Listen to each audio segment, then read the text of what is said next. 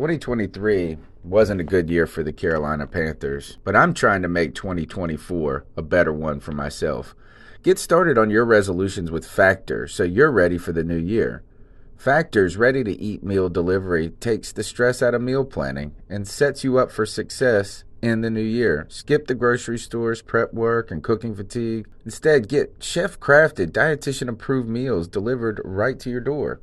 With over 35 meals to choose from per week, including keto options, calorie smart, vegan plus veggie, and more, plus over 55 weekly add-ons, you'll have a ton of nutritious and flavorful options to kickstart your resolutions. Skip that overpriced takeout trap. Factor is cheaper and way more delicious than takeout. Get chef-crafted, restaurant-quality meals delivered right to your door, and they're ready to heat and eat in just 2 minutes, which means more time for you. Head to factormeals.com/C350 and use the promo code C350 to get 50% off. That's code C350 at factormeals.com/C350 to get 50% off. In a world where Carolina Panthers fans have an insatiable thirst for Panthers news and opinions, only one podcast roars ferociously. It's the C3 Panthers Podcast. What's up, folks? It is perfect. It's the C3 Panthers Podcast coming to you live Tuesday nights, 9 p.m. We're on time. I'm hoping the audio is right. The visuals look good. I look good. I know that. And we're hanging out in the Vivid Seats studio tonight. And tonight's show is Lis Be FRanc About It. Cody Lashney, welcome back. We just hung out on Sunday. It was a joyous event. But boy, guess what we got to talk about first and foremost? Well, let's be frank. We're all a bunch of handsome gentlemen. So we bless your computer, phone screens, whatever you're watching on tonight. The chat room is absolutely lit, as it always is. Michael Jones, Underground West, Legacy Lynn, Jake DeLone, Richard's Outdoor World. Man, it's already lit in the chat room. Tony Dunn, ain't nothing to it but to do it, brother. Let's roll. There's a packed house tonight. Greg, the Bat Daddy, is back for more. How you doing, Greg? I'm doing great, man. How about yourself? I am, man, I'm just like a normal Tuesday, dude. It's the busiest day of the week for me is Tuesday. But I'm ready. I'm ready to talk some Panthers, and I'm glad to have you on the show tonight. Where can they find you on Twitter real quick? Oh, man, you can find me at the BatDaddy52 on Twitter, or you can get a hold of me at SCS Podcast 1 on Twitter from a handle from my other show. And we got... I was going to say, though, it's hard not to feel good after a Panthers win, no matter how we got it. That's the truth. Got the first one out of the way. Even if it was by 1 point, we would be happy. After losing so many in a row, it feels like a year since we've lost. Since we've won one. Also in the house tonight to help us figure where the Panthers are at and where we're headed. CK, man, welcome back. Hey boys, how's it going? We are rocked, locked, and ready to roll. And guys, we have a fantastic show tonight. Tonight's show is Lis Be FRanc About It. We're going to be talking about Cam Newton and the reported Lisfranc injury that was broken yesterday by Joe Person in The Athletic. We will be talking about that game, that win over Arizona, not as in depth as we did in the post game show, but we gotta kind of recheck our temperature, how we feel, and see if things have changed.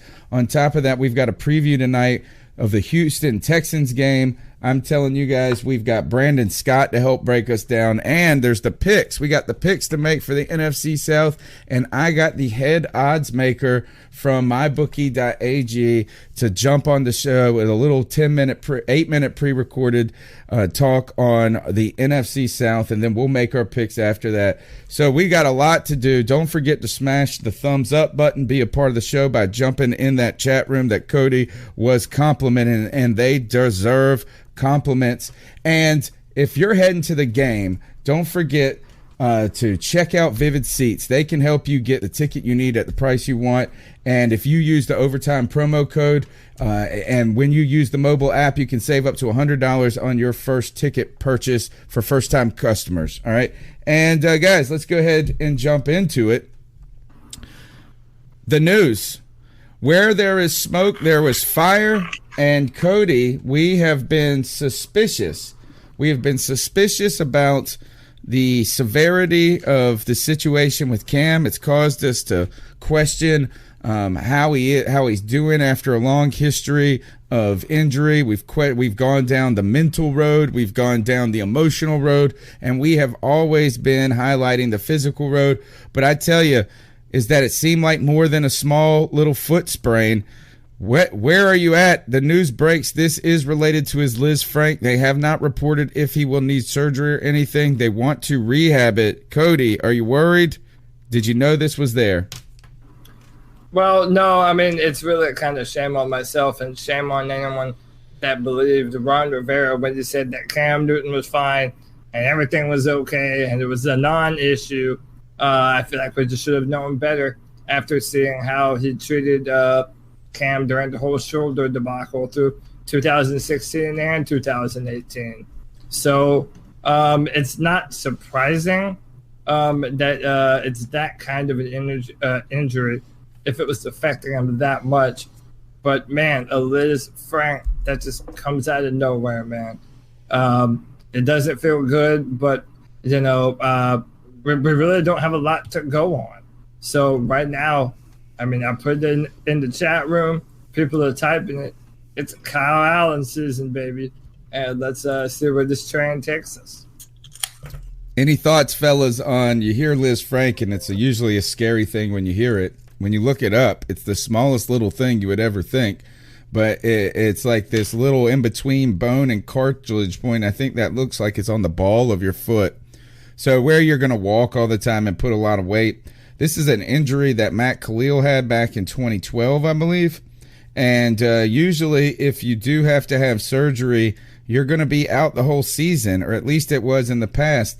I read about it a little bit, and they say non-surgical recovery, which they usually highlight for non-athletes, though, is a 4 to 8 week waiting period. Now, Greg, where are we at on this injury? Because is this a misdiagnosis by the team? Was it made worse? And do you really think it's the foot? Well, I think it definitely has something to do with the foot. I don't know what to believe anymore, though. I really don't, because we've gone through a point with Cam Newton where, with his injuries, where he's injured himself. We tried to rehab it, and then it ends up having to have surgery anyway. So I'm kind of at the point of just go ahead and have surgery, because I would rather him come back, have a full season, and next off season to recover if he has to have surgery, rather than deciding around draft time he needs surgery and him being ready right before training camp, just like we've always done to him. And I don't want to see Cam Newton come back 900%, because if he comes back and doesn't do well, I'm going to start to lose faith in him. And I don't want that. I don't want that. I still haven't. But if he comes back and doesn't, at least, he's not at least on the Dalton scale where he's, a mid-tier quarterback, good enough to win a Super Bowl, good enough to get us by, I'm going to start to lose faith, and I just don't want to do that. CK, the reason I ask is, Greg, is it the foot? Is my friend brought up an interesting point to me today, and we know that Ron is not the most transparent when it comes to injury talk, right? And my friend said this, is I just never saw him limping or, kind of gingering that foot in that game. And he said that a lot of times that he believes that coaching staffs will point to an injury to tell the opponents, the media, kind of to distract from another real injury. And this is what he said. He was worried that it's truly the shoulder that's the problem, and the foot is the smoke screen for it. I think that's a lot of factors, a lot of moving parts in that explanation, but they have been somewhat secretive about this foot injury, don't you think? I think so too, but the injury itself, before this week, I would have been a lot more concerned about the timetable we're dealing with. I think we've seen that we have somewhat of a capable backup. Within Kyle Allen, we'll see a true test this week. My main concern, and we're all kind of, I think glossing over an important fact of that article that Joe wrote. It said that there was a disagreement. What was it Cam's camp trying to say, hey, listen, he's not ready to play? Or was the Panthers saying, hey, listen, we're going to be good things? All right, so slightly breaking up there a little bit, CK. Actually, you're frozen right now, so leave and come back. I really need to hear what he said. I missed it. Did anybody catch it? Yeah. I think it had to be.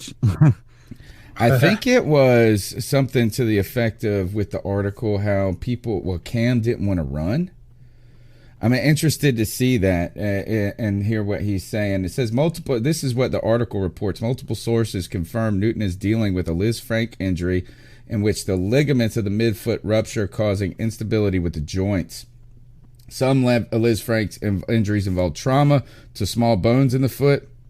And although the Panthers' initial wording that Newton has sustained a midfoot sprain would suggest it is ligament related. Now, one of the things that was interesting about this, did you see in the beginning of the article, Joe Person described it the last week after bungling the PR side of Cam Newton's foot injury last week. The Panthers moved quickly to try to prevent any additional mixed messages or bad optics. CK, you broke up right when you were telling us what the real interesting thing was. So we've all been sitting here wondering what is so interesting. Patiently. Yes. So it's that there was the phrase, there was a disagreement between the two camps, right? There was a disagreement between Cam's camp about the severity of it, but we don't know whose side was on what side of the fence, right?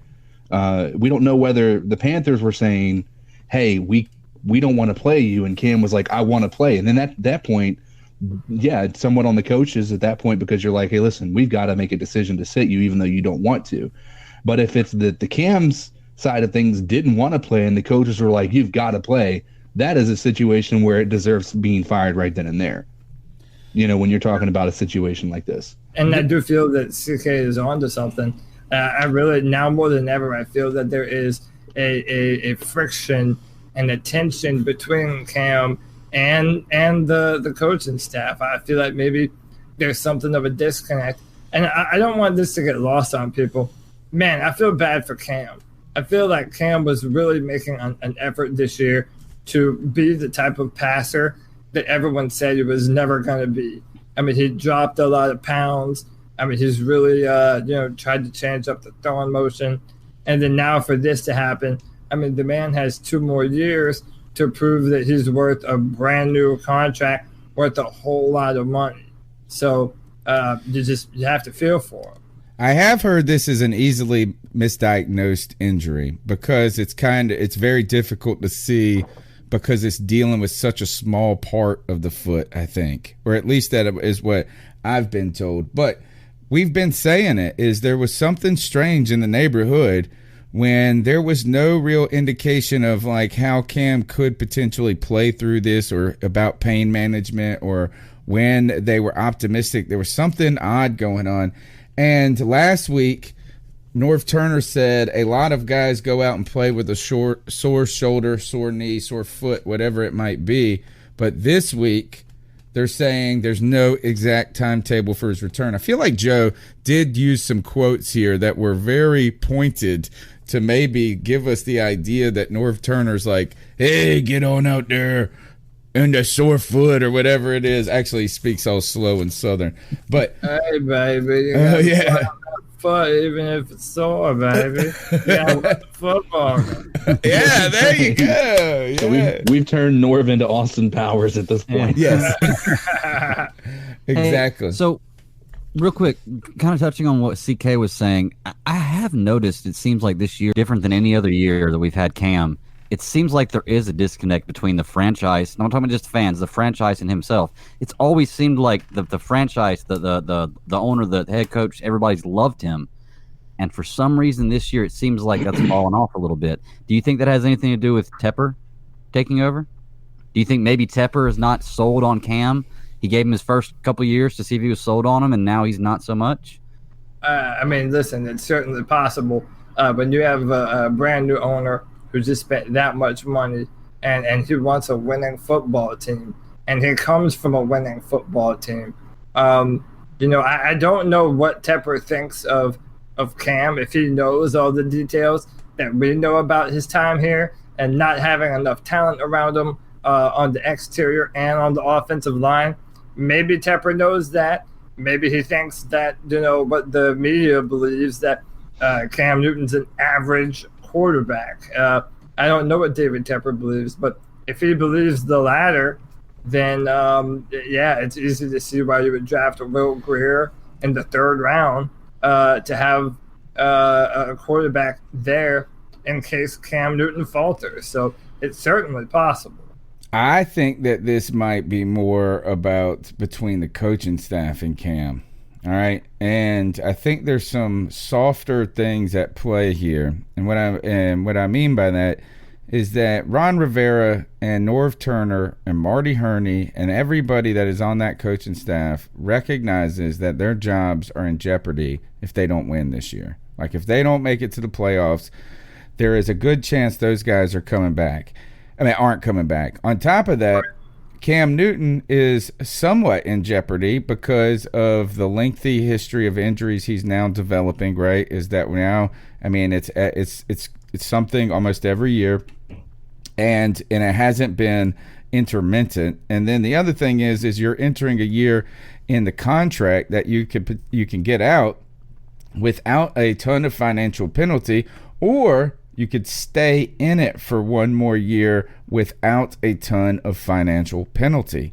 And what I mean by that is that I don't think they're going to be interested in signing Cam to a long-term deal until they get a full healthy season out of him. But I think Ron Rivera and them need him this year to be good. And you saw a couple of things, is that Ron Rivera in the first press conference, when he was asked about not taking deep shots or running, he said that's a lot of the decision making by the quarterback.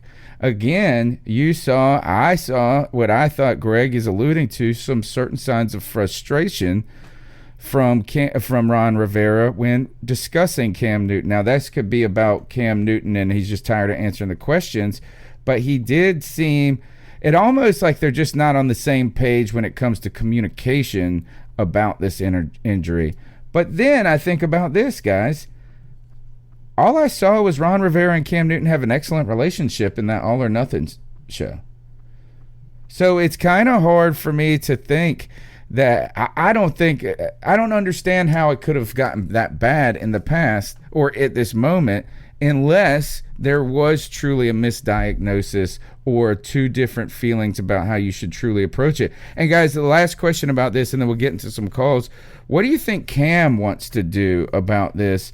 And say this is, if you have an injury that you suspect is more than just a foot sprain and you're concerned about it being worse, what do you think Cam wants to do in regards to his season and the idea of signing contracts in the future? He does have to protect those interests to a large degree.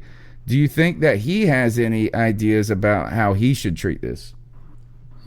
I mean, I'm sure he wants to play as soon as possible. I mean, listen, we've already sort of started to see how this goes. I mean, if Kyle Allen balls out as he did against the Cardinals, he's going to have a few really stiff tests.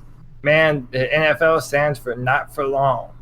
And, I feel as though it might be a scenario where he knows next year they only have to pay $2 million.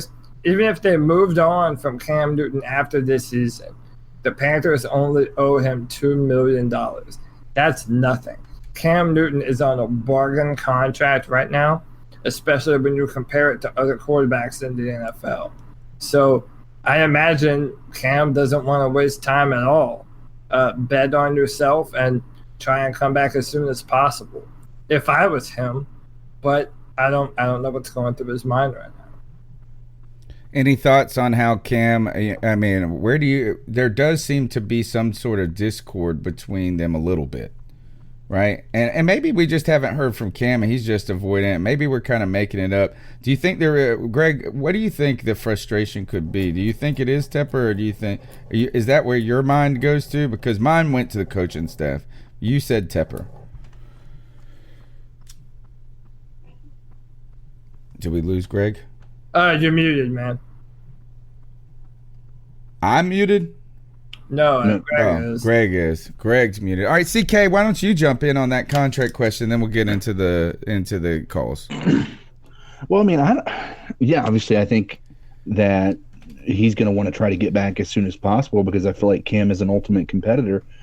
I don't think, and I listened to the podcast, obviously, for the post game, and we kind of glossed over the fact Cam wasn't out there. There was a couple of mentions on it, but if I had to recall, most times when anybody else has had an injury, they've always typically been on the sideline cheering on their team in some capacity. And the fact that he didn't travel with the team, I think that's a bigger deal than we're making it out to be. Then, just based on what I know about what I've seen, when Wentz went down, he was out there making sure Foles had the plays. He was making sure the plays were getting into the play caller on the time. When anybody goes down, I mean, Alshon Jeffrey, Deshaun Jackson for the Eagles, they were out there making sure that the plays were, making sure they were cheering on their teammates. And I just didn't understand why Cam wasn't. And I think it speaks volumes if he's not going to travel to Houston. Me personally, I think it's shown that there's a disconnect. And the fact that he didn't even show up to practice, and the fact that he wanted to look in the mirror and do some soul searching, I just don't know where Cam's state of mind is and if the Panthers is where he wants to be anymore.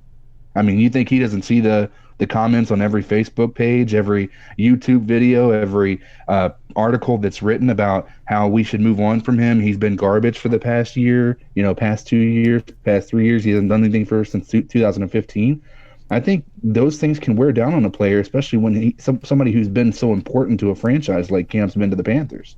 Yeah, I think you got to just wonder if it's this. There's probably if this is only injury related and it's really the foot, right? If it's really just that, not shoulder involved really in it, you got to think there's two ways that this could happen. Is that the team wants him to come back faster than he wants to come back, and I don't think he wants to slow down the process, but he could say, I want to get fully right before I come back. And they're like, play through it. There could be that. Or it could be the opposite. Is Cam's pushing to come back and the team is saying we don't want to treat it like that, maybe handle it poorly. I don't know what the other scenarios could be involved with that, but we'll see what the callers got to say. The number where you guys are listening to the C3 Panthers podcast, the number is 252-228-5098. And you guys are great. Look, the chat room is lit. Be sure to smash the thumbs up button. Be a part of the show. Let's see what you guys got to say. So what are your thoughts on catcalling? Can y'all hear me? You shouldn't do that to somebody. And how did that make you feel? Very uncomfortable. So how do you think catcalling makes the person feel? It feels good, like. Who's that cat sitting in the back corner with his face buried in his nose? Who's that kid that can use one?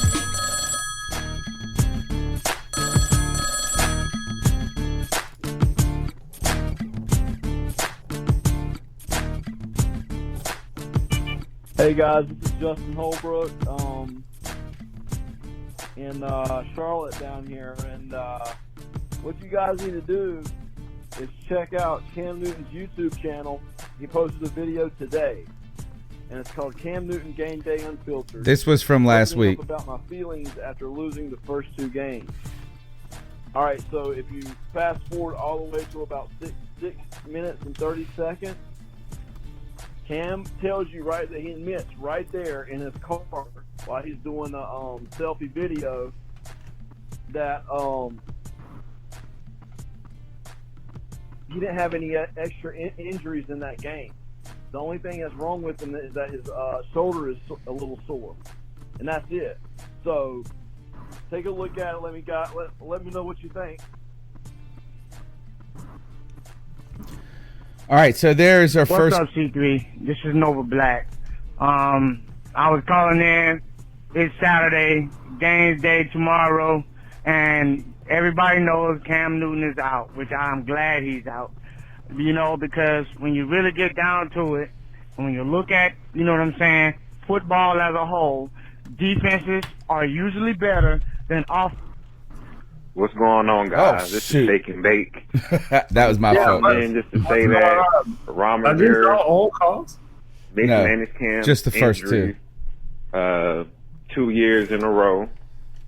Maybe Cam is wising up and figured, hey, if y'all not gonna save me, I'm gonna save myself, and gonna get some natural healing that he needs. And looking at the way that they're using Christian McCaffrey, CMC's next. They just don't know how to use the players and don't know how to protect them.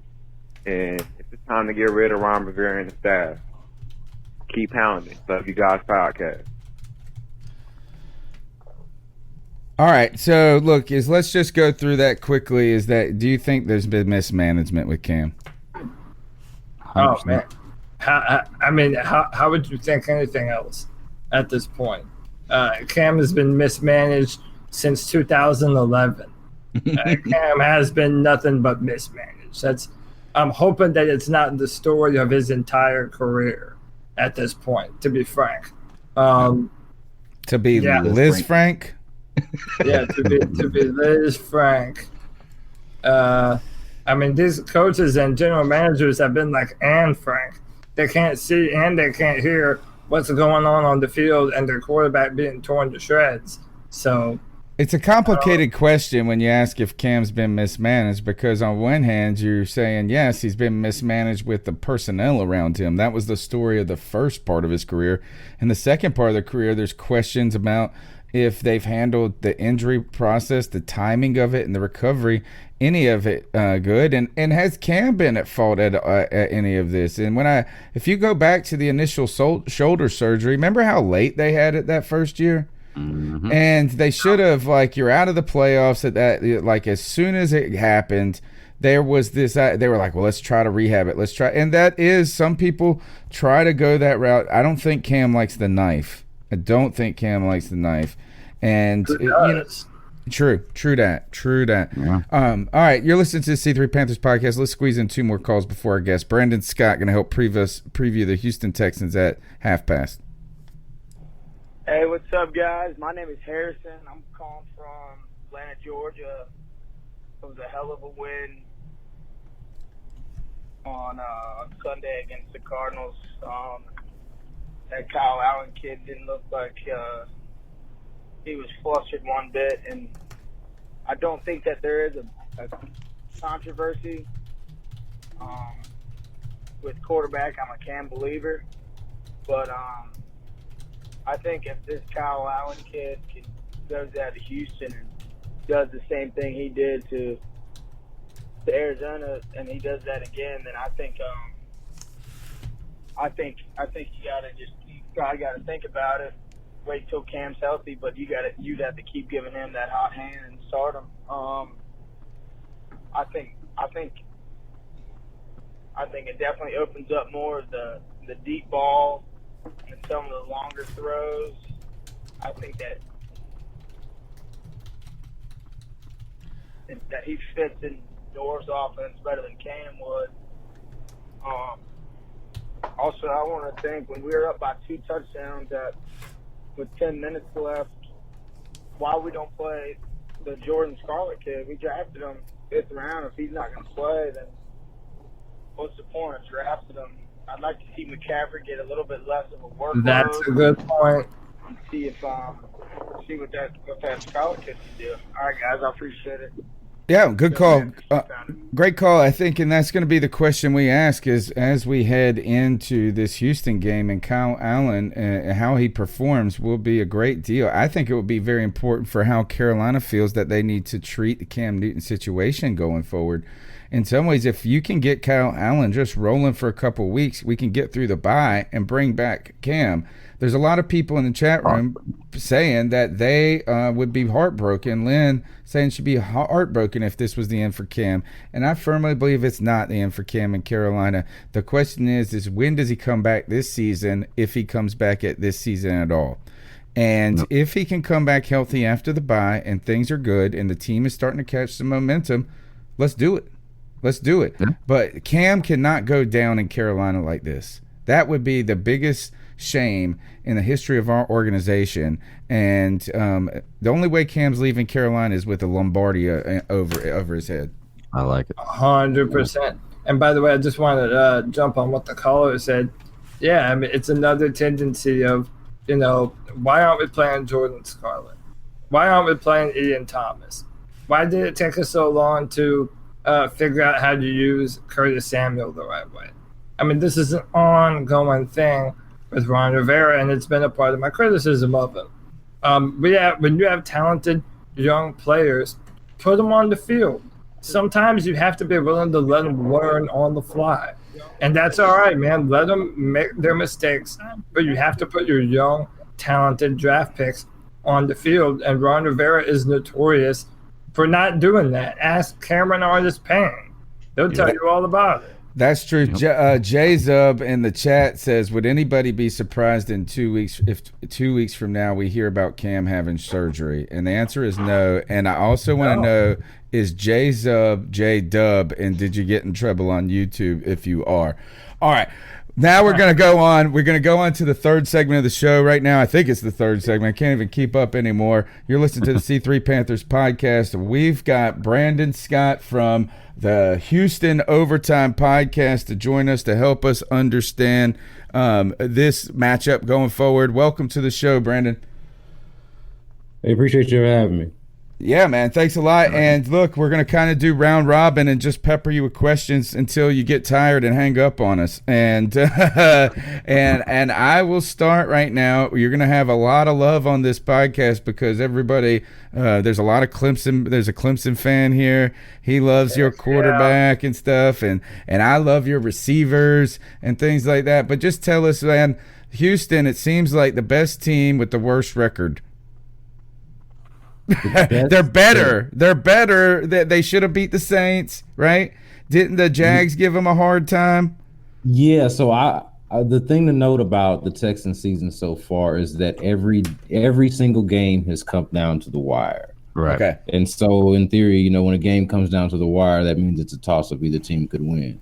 And they've won 2 out of the 3 of those. Now, you look back at the Saints game, they picked it up there, and they had a chance to win that game, and they barely lost by a 58-yard field goal, so they could easily be 3-0 right now. Now, if Leonard Fournette gets a better spot in week 2, or if we get a better look at that play, there are some people I can tell you for a fact in Houston that thought he may have actually crossed. Right. And that was probably a poor way of phrasing it, but yeah, is that you look at teams around the league like a Buffalo that's 3-0. You look at some of the other guys that are that are obviously fool's gold. Is that Texans to me have been as so powerful of an offense at times that, or just the team seems to have been clicking. It's just some bad breaks, maybe some obviously a poor defensive call at the end, right? But your team is I think of when I think of the Texans, I'm thinking of teams that are at the top tier of the league. Even though they got that loss, they should have beat the Saints. So I was just discussing this exact point with a friend of mine not too long ago, earlier today. The Texans, like after 3 weeks, where are we putting them in the tier of the AFC? Probably like right behind the Patriots, Chiefs. We're looking at them as the class of the AFC. And then, the Texans are somewhere around there with the Ravens, right? A team that you respect and think can make some noise, but they're not quite that elite team that you think is ready to make that step until you see it. Now, you mentioned the offense. The offense is impressive. Deshaun Watson is phenomenal. We're having a good time watching him. The addition of Laramie Tunsil on the offensive line and Kenny Stills as a wide receiver. Kenny Stills has made quite a few plays for this team already. So the offense looks a lot different than it did last year, and a lot of us are still getting used to it and still trying to figure out what to make of it, particularly on the offensive line. One thing to note there is that they've had a different line in every single game this year. The offensive line has made changes. And we believe that this game against the Panthers is actually going to be the first time where they have the same offensive line that they had the previous week. So there should be some level of continuity there, especially since they had some success last week against the Chargers. But there are some holes in the offense. some things to nitpick, particularly the offensive line, and just the fact that a lot of these guys are new. They just traded for a lot of these guys or signed them. Yeah. Within days of the opener, within days of starting the season. So I mean, it's just something to look out for. But I would put them right there in that second tier of the AFC teams, right? Like they're somewhere with the Colts in their own division. Like I don't think we know at this point if the Texans are better than the Colts. They certainly weren't last year. Thing to even say. So we'll kind of have to see. Like I think they are, but I've seen this movie before. Definitely. Brandon, I'm Cody. Wanted to introduce myself to you, but I write for DraftTech.com. I'm the analyst for the Panthers, and just recently I picked up the Houston Texans, so I write for them as well, and I write about draft picks. So before I talk to you about this season, I want to ask you this, man. Was Laremy Tunsil worth the next 2 years of first-round draft picks for the Houston Texans? That is a steep price, brother. So I agree with you that is a steep price, and I think there are. You asked a specific question. I think there are two questions here. I think generally you can ask, is Laremy Tunsil worth the haul? The 2 first-round picks in the second year worth the haul? Is Laremy Tunsil in a vacuum worth the haul? And Stills, I guess, if you want to throw that in there as well. And you know what? I think going back to my earlier comment, that's not a throwaway there. He has he's played well. Hey, if you look on Twitter, guys have actually joked around. It's like, man, we're really glad that we got Tunsil in the Kenny Stills trade. That's kind of been a joke, like in Texas Twitter. But back to your question, is he worth the haul in a vacuum? No, he's not. Is he worth the haul to the Texans given their situation? Like, if and matter of fact, you guys should actually be able to identify. I can't wait to make fun of this. I can't. Yeah. I mean, with having a bad left tackle or not knowing who the left tackle is, or if you can rely on the guy or whatever the situation is, the Texans were in that exact situation, and so. Yeah, it's a steep price. No, it's not worth it. Like if you look at it bigger picture, no, it's not worth it. But in the moment, and when you're looking at, hey, we got Deshaun Watson, we got a team that could contend, that can compete, that can at least be interesting. And Deshaun Watson, if he is a long-term solution for you or your long-term quarterback, then you have to invest in protecting him, and sometimes you might have to overpay for it.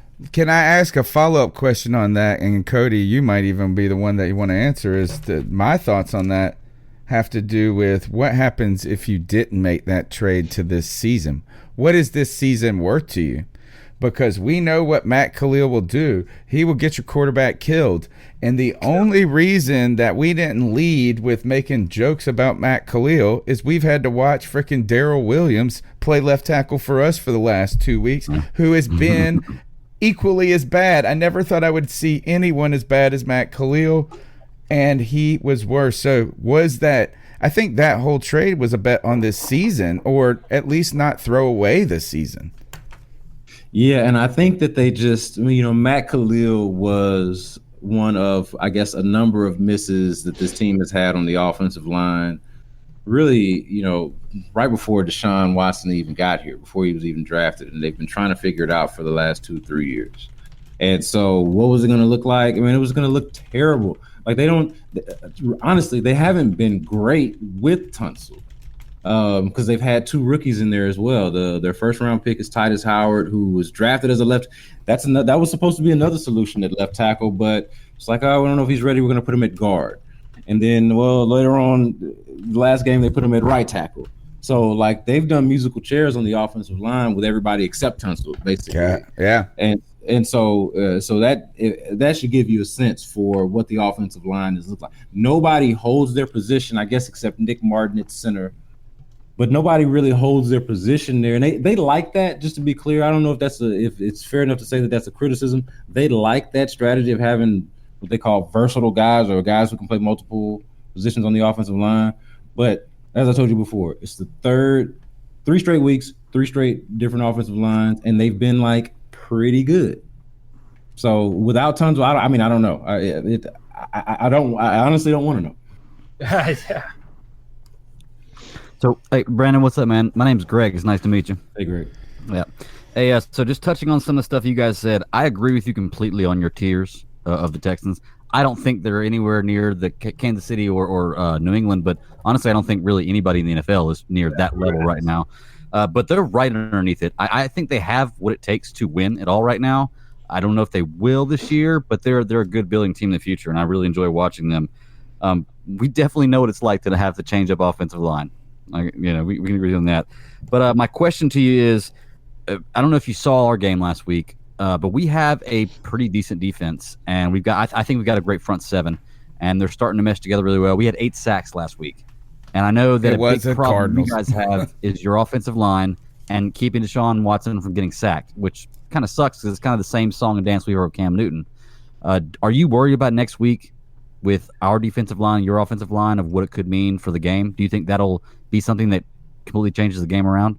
I would have been worried more last week than I am now after seeing how and honestly, I'm not gonna give you a hot take on whose defense is better between the Chargers and the Panthers. I would probably say that the Panthers are, if I had to think of some of the numbers that I've looked at, are probably ranked better defensively. But after seeing them against a formidable pass rush in Melvin Ingram and Joey Bosa with the Chargers, and this being, like I said, a whole nother new line, and seeing them being able to perform against them or at least hold their own, I feel better about that going against y'all's guys. Now, there's still some concerns there, and that's still, I think, up front is where the matchups are most interesting. You could argue that about any game. What did you see in that game? What did you see in that game that that was different than the first 2 weeks? Well, for one thing, I think that Titus Howard is better at right guard than what they had before in Chantrell Henderson. So, and that, honestly, Laramie Tunsil looked a little bit better, even though he suffered a bit of an ankle injury. And they're just a little bit more in sync. They handled the blitz better. And that was something that was really bad. I wouldn't say terrible, but they weren't good at it. It wasn't just the offensive line, too. Deshaun Watson holds on to the ball too long. That's a major criticism of him, and probably takes too many chances, but that's also the thing that makes him great. So between the running backs, the offensive line, and Deshaun getting rid of the ball, for the most part, Deshaun still holds the ball too long. But overall, as an offense, I saw them handle the blitz better. And so I feel good about that, at least. They seem to be gelling a little bit and seem to be a little bit more familiar with what it is that they're supposed to be doing, what their assignments are. Now, does that mean Charles guys can come up there and still wreak some havoc? I think that's fair. I think that is a fair matchup to look at and say, okay, mano y mano, who's going to win that one? Yeah.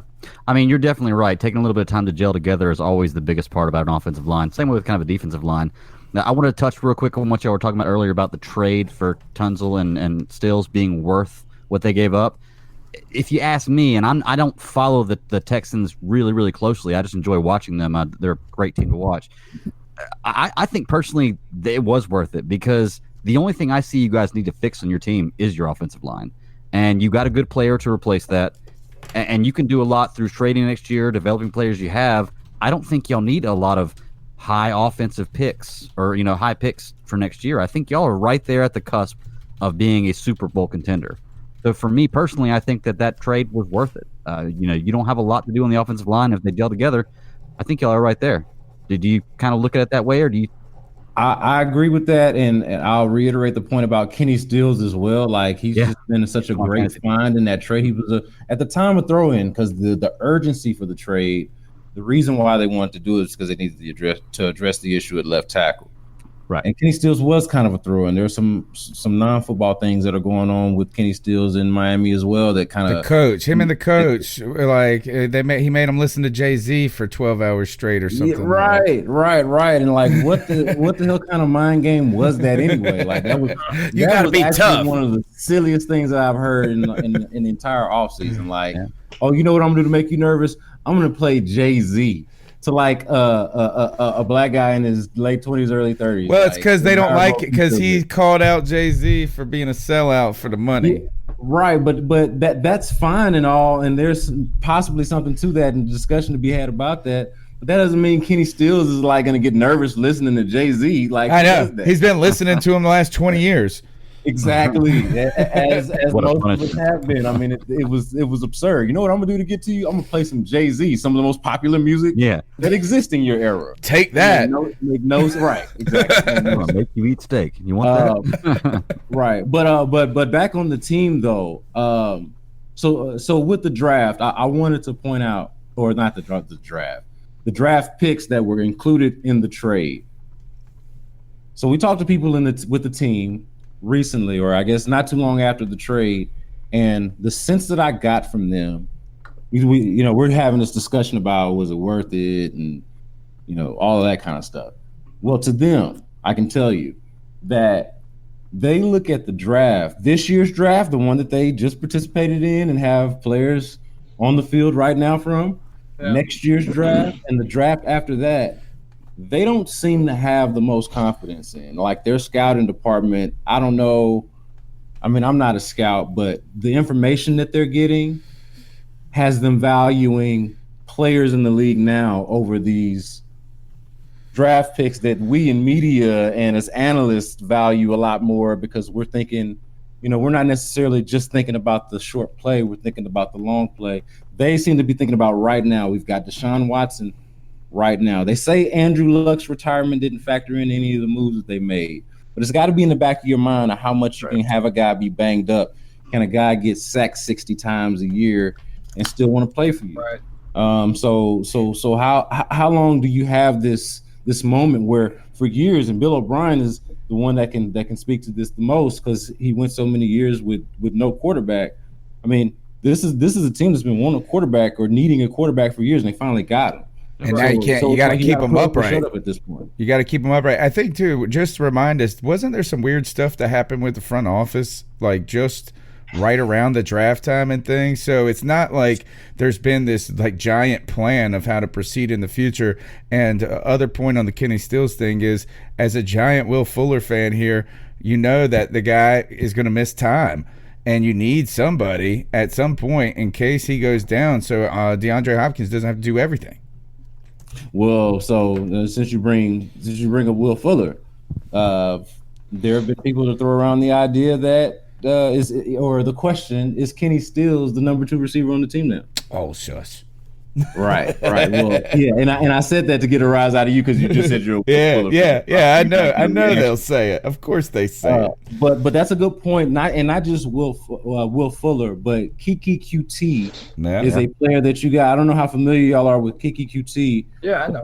He's a slot receiver who hasn't been able to stay on the field. He's been injured basically since he got drafted last year. And so the thought was that Kenny Stills could come in and take a lot of his spots, but Kenny Stills is able to play in the slide. He can run deep routes. He's able to do so many different things where you have both of those guys in Fuller and QT who you worry about with health, and Stills is so far seems to be reliable. Right. So I wanted to ask you this, Brandon. It's about your quarterback, Deshaun Watson. And so, by the way, I don't know if you noticed that banner behind my head. That's a Clemson National Championship banner. You ain't got to tell me about Deshaun Watson, man. I know the young man is special. DeAndre Hopkins, in my opinion, is the best wide receiver in the NFL, and I think that's a potent duo. My question is this. Do you worry? So I noticed that Deshaun has the same tendency that Newton has, where if he has the ability to extend the play, he's going to do it. The problem is he's not built like Cam Newton. Do you worry that Deshaun Watson takes too many risks that puts his body in danger and that could potentially harm him going forward into the season? Yes.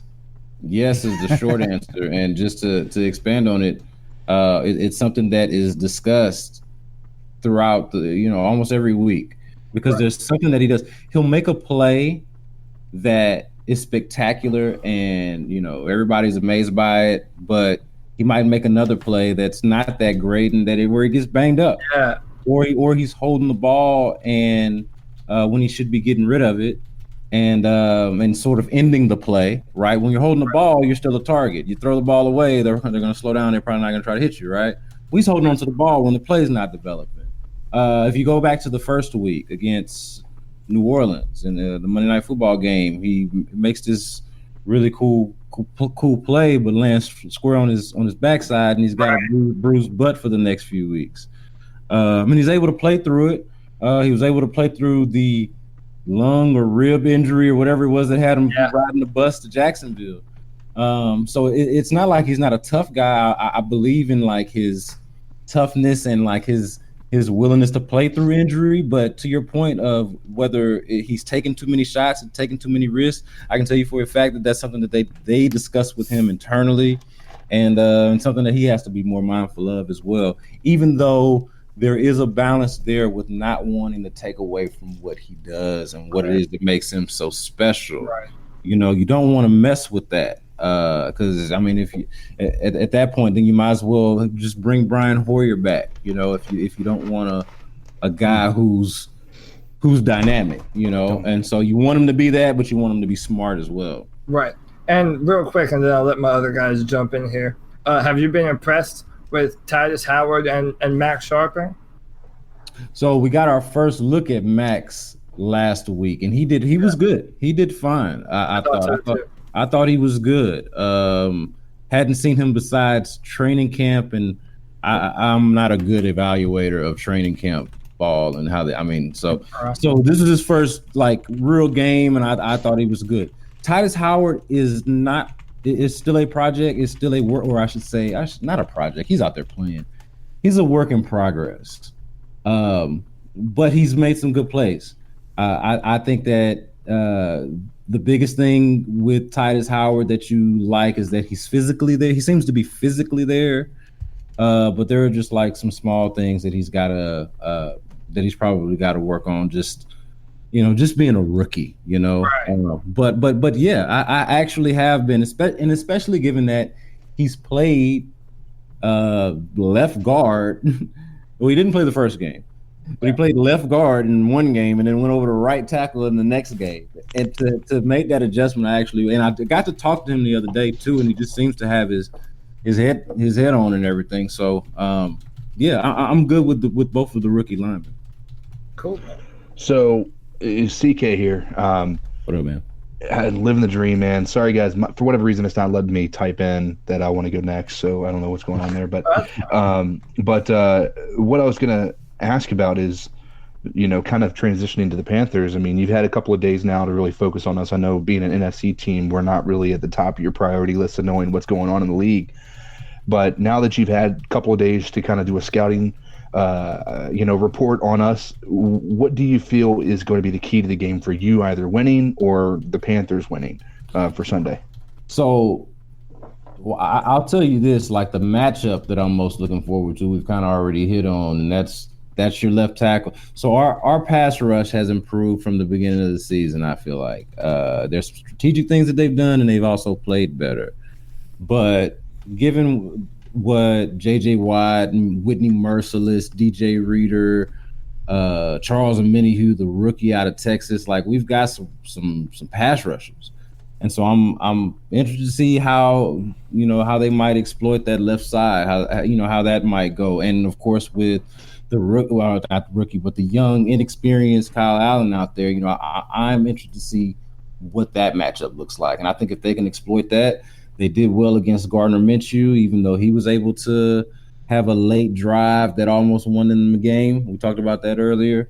But I'm honestly most interested in how the Texans defensive front goes up against if they can win that matchup against Carolina's offensive front, and if they can exploit the youth, the inexperience of Kyle Allen. That for me is the biggest thing. Now, you guys brought up earlier something that I hadn't thought as much about, but is definitely worth mentioning. Y'all's defense is not look, I don't have a lot of affinity for y'all's offense. Cam, I don't know what's going on with Cam Newton. Kyle Allen, I'm familiar with him from his college days, and I just don't necessarily see that being like the greatest solution for you guys, even though he does have some talent. And it's like Christian McCaffrey and Olsen or bust. I don't see much from the offense. You ain't heard about Christian McCaffrey then. What you just wait. He's gonna be by the end of the season. I just said Christian McCaffrey or bust. That was we thought you said Christian McCaffrey's a bust. It's Christian McCaffrey. I feel like that is the offense. Yeah, right. And a lot of unproven. I feel like there's not much more to it than that. Without Cam, we are not a team that strikes fear into anyone's heart, except for, I tell you, the thing that we're optimistic about is that Cam has been such a shell of himself this season to start, and we're all debating of why that is and injuries, what else is going, all this stuff. Is that when Kyle Allen came in, it was a breath of fresh air to the offense, and some of the speed guys could do what they're trying to do. There are some weapons there, but except for the problem is that the weapon, it's kind of like the Texans offense without Watson. Is that it's just not it can't ever be what it's supposed to be without Cam Newton. But Christian McCaffrey, but the thing is we might be able to just do just enough till Christian McCaffrey comes back. I think what you really need and what we're excited, I think, about is we have a new defense. Our new defense, we shifted to a 3-4 in the past season. We got Brian Burns high in the draft. He has been sensational to start. We have not been lights out as a defense, but we're seeing signs of young guys playing well where we could start to really bring it together, well, whether we do or not. So we're looking at Houston as the litmus test for the Carolina Panthers. Is Kyle Allen a one-hit wonder for 1 week against the worst defense in the league almost, or is he just enough that we can support until Cam gets back and the defense starting to gel together? This is our litmus test, guys. Yeah, so real quick on a point about Kyle Allen and the weapons kind of, I guess, having an opportunity now since at least you have a quarterback in there who's healthy. I will say that the weak part of the Texans defense is the secondary. They've got good safeties, but Bradley Roby's been pretty good for them at cornerback. The mainstay, Jonathan Joseph, is the one who Phillip Rivers picked on in this past game, and I wouldn't be surprised to see something similar happen with Kyle Allen with you guys. I mean, I could see the same thing happening, and so there are some situations where I could see both Carolina's offense having some success against the second throwing the ball. Right. Especially with Cam not being out there and not being erratic and not being injured, playing injured. Mm-hmm. And like you mentioned, I would just co-sign your point about the defense. I've also been impressed with the defense, and I'm interested to see how they match up. How has life been without the honey badger? You know what is funny? Like the honey badger, he's a good player, right? But he was more loud than good, honestly, when he was here. And I say that honestly with all due respect. I was a huge fan of him at LSU, and I like that the Texans picked him up. I liked what he did here. But man, that dude went to go get paid, man. Kansas City paid, they ponied up. And I would have been upset if the Texans paid that money to the honey badger with Clowney still unsigned or franchise. Oh, we didn't even ask about Clowney. We can get there. I had a question about him. And we can get there. But I will say, just on the honey badger, his replacement has been Deshaun Gibson, who played in Jacksonville last year, and so far so good. He made a big play at the end of the game on the ball, at the end of the fourth quarter. And I just think that he's a good player. So I like their replacement for the honey badger, and good for him on getting his money. I'm glad the Texans didn't give it to him. So CK again, what I was looking at, so Deshaun Watson, right? I think we're so hungry for that next great quarterback that they crowned him really early in his first, like when he started before he had his ACL, as being, that next quarterback, right? And then you have the ACL. He comes back. He has a decent season, but it wasn't to the same level that they were expecting. And then, we come in this season, we see a great start within the Saints, and then a Jaguars output that didn't exactly provide a lot of confidence. And then now we had a really great outing again against the Chargers. It reminds me a lot of Cam Newton and the fact that the inconsistency is there. When you compare the two, what do you feel like your fan base is split down the middle on Deshaun Watson the way that Cam Newton has this fan base split down the middle as well? Yeah, so the difference between the two, if we're going to compare them, is like how one is more polarizing than the other. And I know we're talking football here, but if you allow me to kind of go outside just a little bit, of course, Cam's got personality. He's got all these things tied to him. Big college career as well, right? But there was way more controversy tied to that than it was to anything that Deshaun Watson has no controversy. Like he is like he's like the perfect neighbor, like the guy you want your daughter to date. Like he's like a really, really good guy, like in the public face. So I think that there's some of that going on too, where Cam was very, I guess I wouldn't say loud, but I remember when he was drafted, right before the draft, he said, he wanted to be an icon, or he wanted to be like Muhammad. I forget exactly what the quote was, but you guys I'm sure can remember that. That's what he said. He was making it very clear that he wanted to be something big, not just a quarterback, a quarterback, but like an entity of sorts. Whereas Deshaun may have some of that, but it's not like he's doing it outwardly, or it's like this big, huge expression. So there's some difference there in personality and how guys are perceived and received by the fan base. Now, on the football side of it, I think that there are some similarities in terms of the risks that they take. Now, Cam's a bigger guy; he can afford to take those risks. And in fact, it's always been. And correct me if I'm wrong about this, but it's always been a part of the Panthers' strategy for him to run and to put his body out on the line. Like they weren't. I don't feel like having those same conversations with Cam that the Texans are having with Deshaun about being smart and picking your spots and doing this cost benefit analysis of when you take these risks. So there is that difference, but as far as how the fans look at him, the fans complain about him holding the ball too long. He does hold the ball too long. The fans complain about him not always picking up the blitz, doing his part in picking up blitzes. That is a problem. Now, there are some people who are irrational that think, get rid of Deshaun and get a whole nother guy. Those people that we don't give much time and attention to. Right. But for the most part, I think that there is something to that people look at Deshaun Watson and wonder, is this guy really? Is he elite, or is he just very, very good, or like really good, and it makes it look amazing? All right, I want to follow up.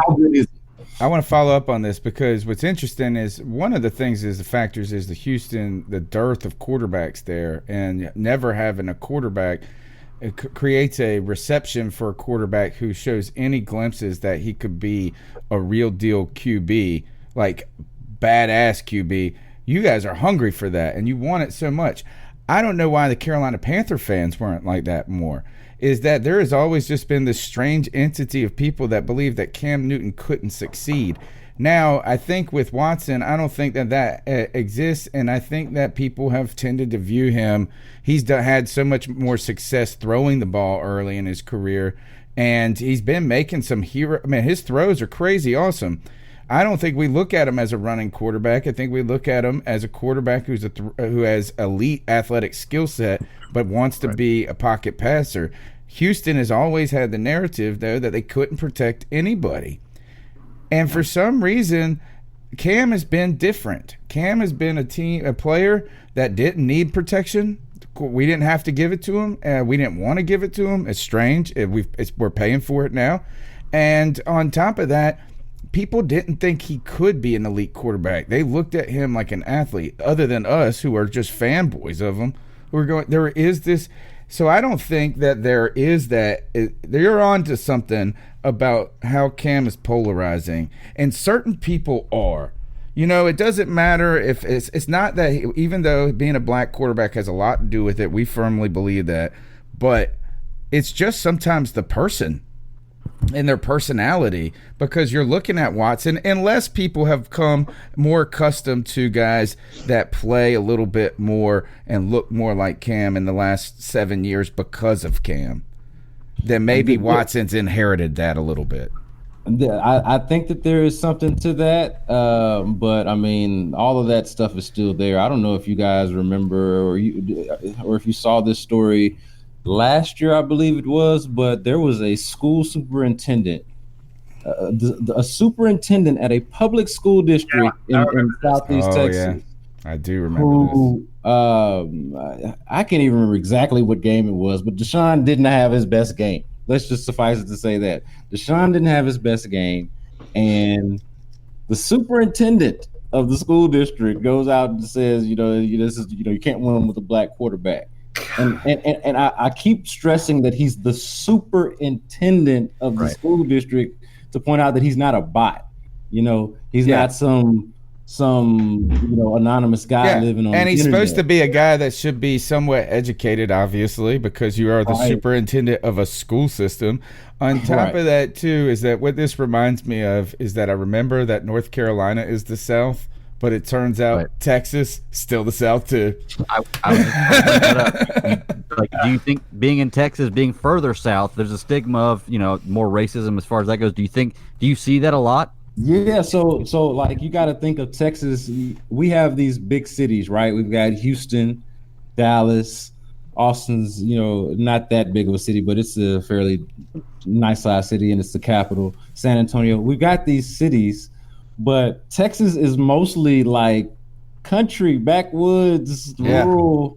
I mean, that's what these cities are largely made of. That and transplants from other, from totally different states. Right. But these cities are actually made of these folks that started off, or their family started. I'm even one of them, whose family started off in these rural areas and made it to the city. So yeah, man, there's a lot of that. People think of Texas and think of those big cities, man. But the reason why it's so damn big is because you got all of these little towns. There are a lot more counties than you could probably even consider. Right. Backwater rednecks, man. You can say it. Yeah, man. I mean, that's what it is. Hey, man, they ain't got no water in Texas, though, so you can't call it backwater rednecks. They're just back sand redneck. However you refer to them.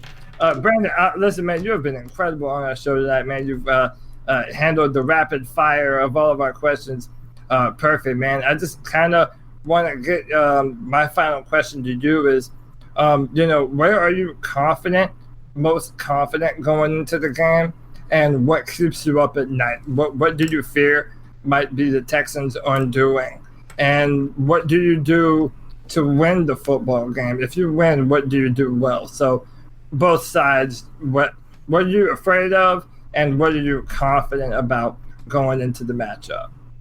So I'm actually most confident for all that we talked about in with Deshaun and his ups and downs. Every game, I could say, like, my answer to that specific question would be the same: is Deshaun. Yeah, Deshaun Watson and his ability to make plays. Whether it's and just real quick, the Texans have won differently, or have been successful in different ways.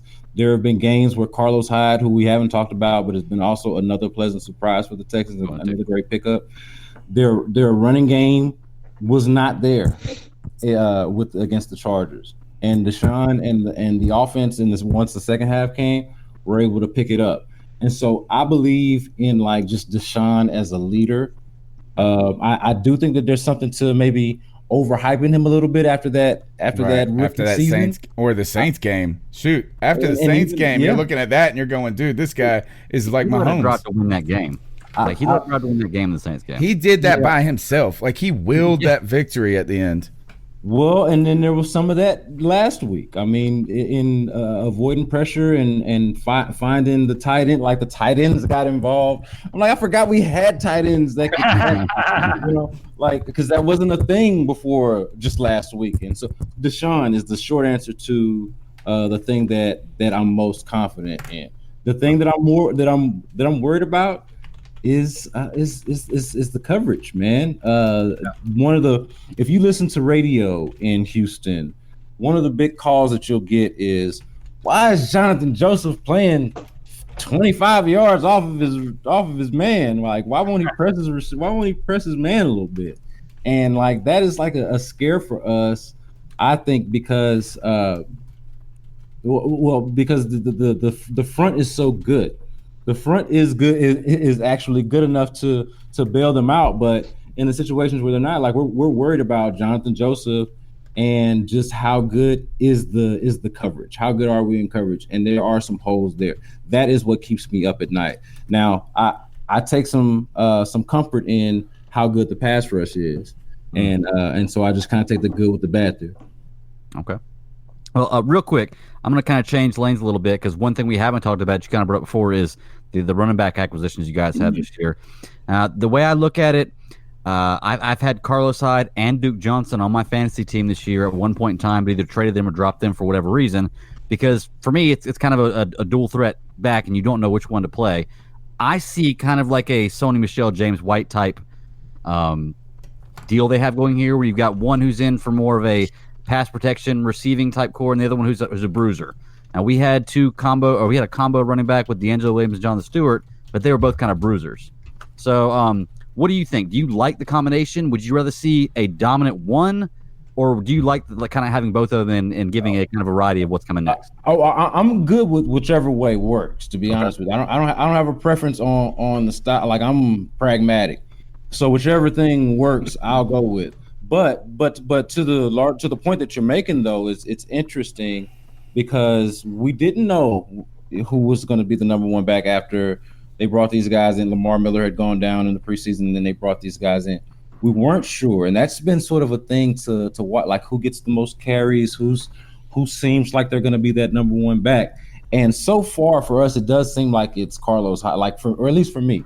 Yeah. I'll tell you, the Texans, the team would tell you that they're doing this Sony Michel, this 1-2 back, this thing that you mentioned, that's kind of the attitude, or that the matchup, the defense itself that they're facing would dictate which running back is going to eat that week, whether it's going to be Duke Johnson or Carlos Hyde. So far, I've been more impressed with Carlos Hyde as a bruiser and as somebody who's been shiftier than I thought he would be. Duke Johnson's been good as well. But if you're asking me, though, what I think the dynamic is going to be, I think that ultimately Carlos Hyde is going to be your every down back, and Duke Johnson's going to be in there for special situations. Change of pace. Okay. Yeah, change of pace, right. Okay. All right. My last question tonight, and then we'll get you out of here. Thank you so much for being so gracious with your time. Man, it's been fun, man. I appreciate y'all for having me. Man, no problem, man. We're going to have you back, definitely. My question is, where do you see for the Texans in the division and in the conference this year going forward? You have, I don't know what to think of the Colts. I've been stubborn in not wanting to believe that they could be any good, and I've picked against them each week, and I've paid for it, I feel like, every week. This is not a toss-away division this year. Jacksonville with a crazy awesome defense, and then the Colts with a good start and better than we expected. What are your expectations within the division and the conference this year?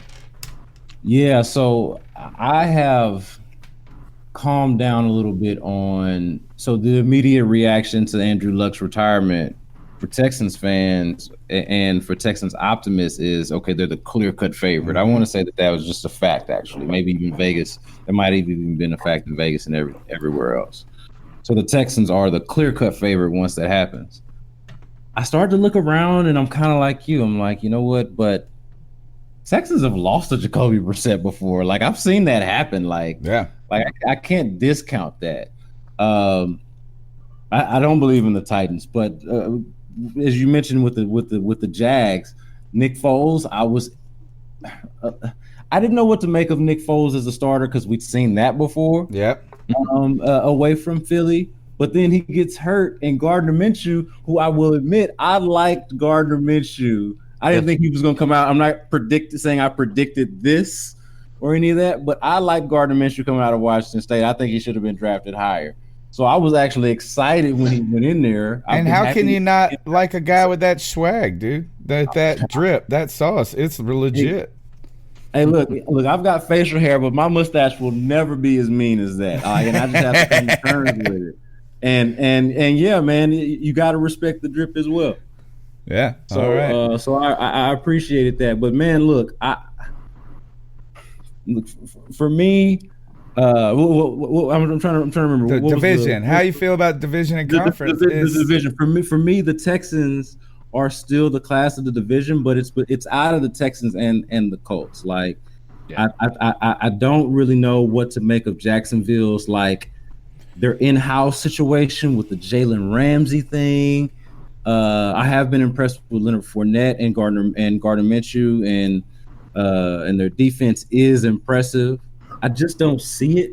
The Texans have looked the best, particularly because they have the best quarterback. Yeah, and I think that beyond that, that you could argue back and forth who has the better roster between the Colts, like the overall roster between the Colts and the Texans. I would say the Texans. You got some people that would say the Colts. I think you got to say the Texans because it always comes down to who's got in our eyes who really has a better quarterback if everything else is a wash. And it sounds like you're on the right in the same thing that I'm thinking about with the Texans, and that is if you don't win your division this year, it's a squandered opportunity because you can't really count on anything but just trying to get into the playoffs and hoping that you catch Kansas City or New England on a down week or a tough week because there's some good teams. Baltimore is nothing that I think they're legit. I think those are the four teams that right there I'm saying are winning or going to the playoffs, and it's going to be a tough road for all of them. In fact, the guys from the NFC might be happy that they just beat the living tar out of each other, and in the Super Bowl, hopefully you just catch a wounded warrior. Yeah, so you know what? I should have answered the question this way. Like the Texan season really comes down. A lot of this is about Bill O'Brien. Talk about there not being a general manager. The head coach Bill O'Brien has one playoff win, and that was against a Connor Cook-led Raiders team. Oh, the Raiders! Y'all lost to the Bengals, didn't you? That was 2015, wasn't it? Yeah. Well, I want to say we beat the Bengals. We beat the Bengals in back-to-back years. That was 2012. Okay. 2013. It's been so long. But the point is they go like last year. You got the embarrassment at home to a division foe who had been the wild card team, right? Yeah. To the Colts, and back to the point of what keeps you up at night. The Colts keep you like that. I know that wasn't the question, and we were talking about the Panthers game. But as a Texans fan, it's the Colts that keeps you up at night. But you go before that, the Brian Hoyer year when they got embarrassed by, I believe it was Kansas City. I mean, whenever it's been time to like seize the moment, they've never done it. So whether you win the division, whether you're able to squeak out a wild card, whatever it is. You just got to show up in the big game. You got to show up in the moment because that's what they haven't done. That's why people were so excited about them beating the Chargers, which really is kind of a benign victory. But you look at them as a team that won 12 games last year, and they have an actual quarterback. Bill O'Brien has not been good against quarterbacks who we think are going to go to the Hall of Fame at some point. And so that's really where we are right now. Like whether you win a division, where you're able to get the wild card, which you're probably not, given how things are going to slug out at the end, you got to win that big game at the end. And that's something that they just have not been able to do at any point in franchise history. Well, the good news for the Panthers is maybe the win against the Chargers is slightly fool's gold because Phillip Rivers always throws a fourth quarter pick to lose the game. He's the Hall of Fame quarterback who always throws the ball, and he never gets criticized for it. Yeah. He never gets criticized. He makes the worst decisions. It is, and it's always at the end, and it always means a lot. And so Well, all right, man. Brandon, you've been fantastic tonight. Tell us about where our fans can find you on social media, as well as check out your podcast. Yeah, so Houston Overtime is available on basically anywhere where you can get podcasts. Apple, Spotify, you name it. You can Google Play, you can find you should be able to find Houston Overtime. I'm at Brandon K. Scott on Twitter. I'm actually also working in radio and sports radio in Houston around the Texans, and so yeah, just check me out at Brandon K. Scott, and you'll be able to find me musing about the games and in between, and definitely on the podcast, which drops every Monday. Which, in fact, if you got nothing to do after the game, we always do a post-game show. You're more than welcome to join us if you have time. If not, man, we will definitely catch up with you on social media. Follow the Houston Overtime podcast. Should be called the Texan Overtime. I told you, drop the S. Drop the S and then say, ha! They gave him shit about his former name. So, offline, I'll tell you what the other idea was that was actually similar to that. All right, man. Thanks a lot, guys. You guys go follow Brandon Scott and the Houston Overtime podcast, part of the Overtime Media Network, which we are also part of. All right, guys, we got to move on. We've got still a ton of calls to get through, the betting segment, the picks to go through. Let's jump back, guys.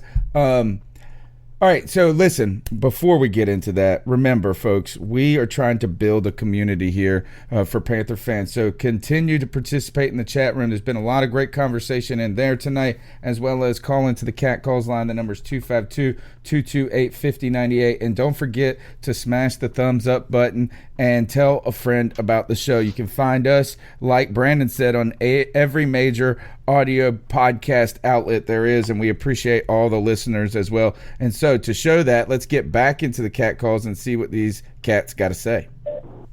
Hey guys, I didn't realize how much time I had on these. Still Harrison from Atlanta, Georgia.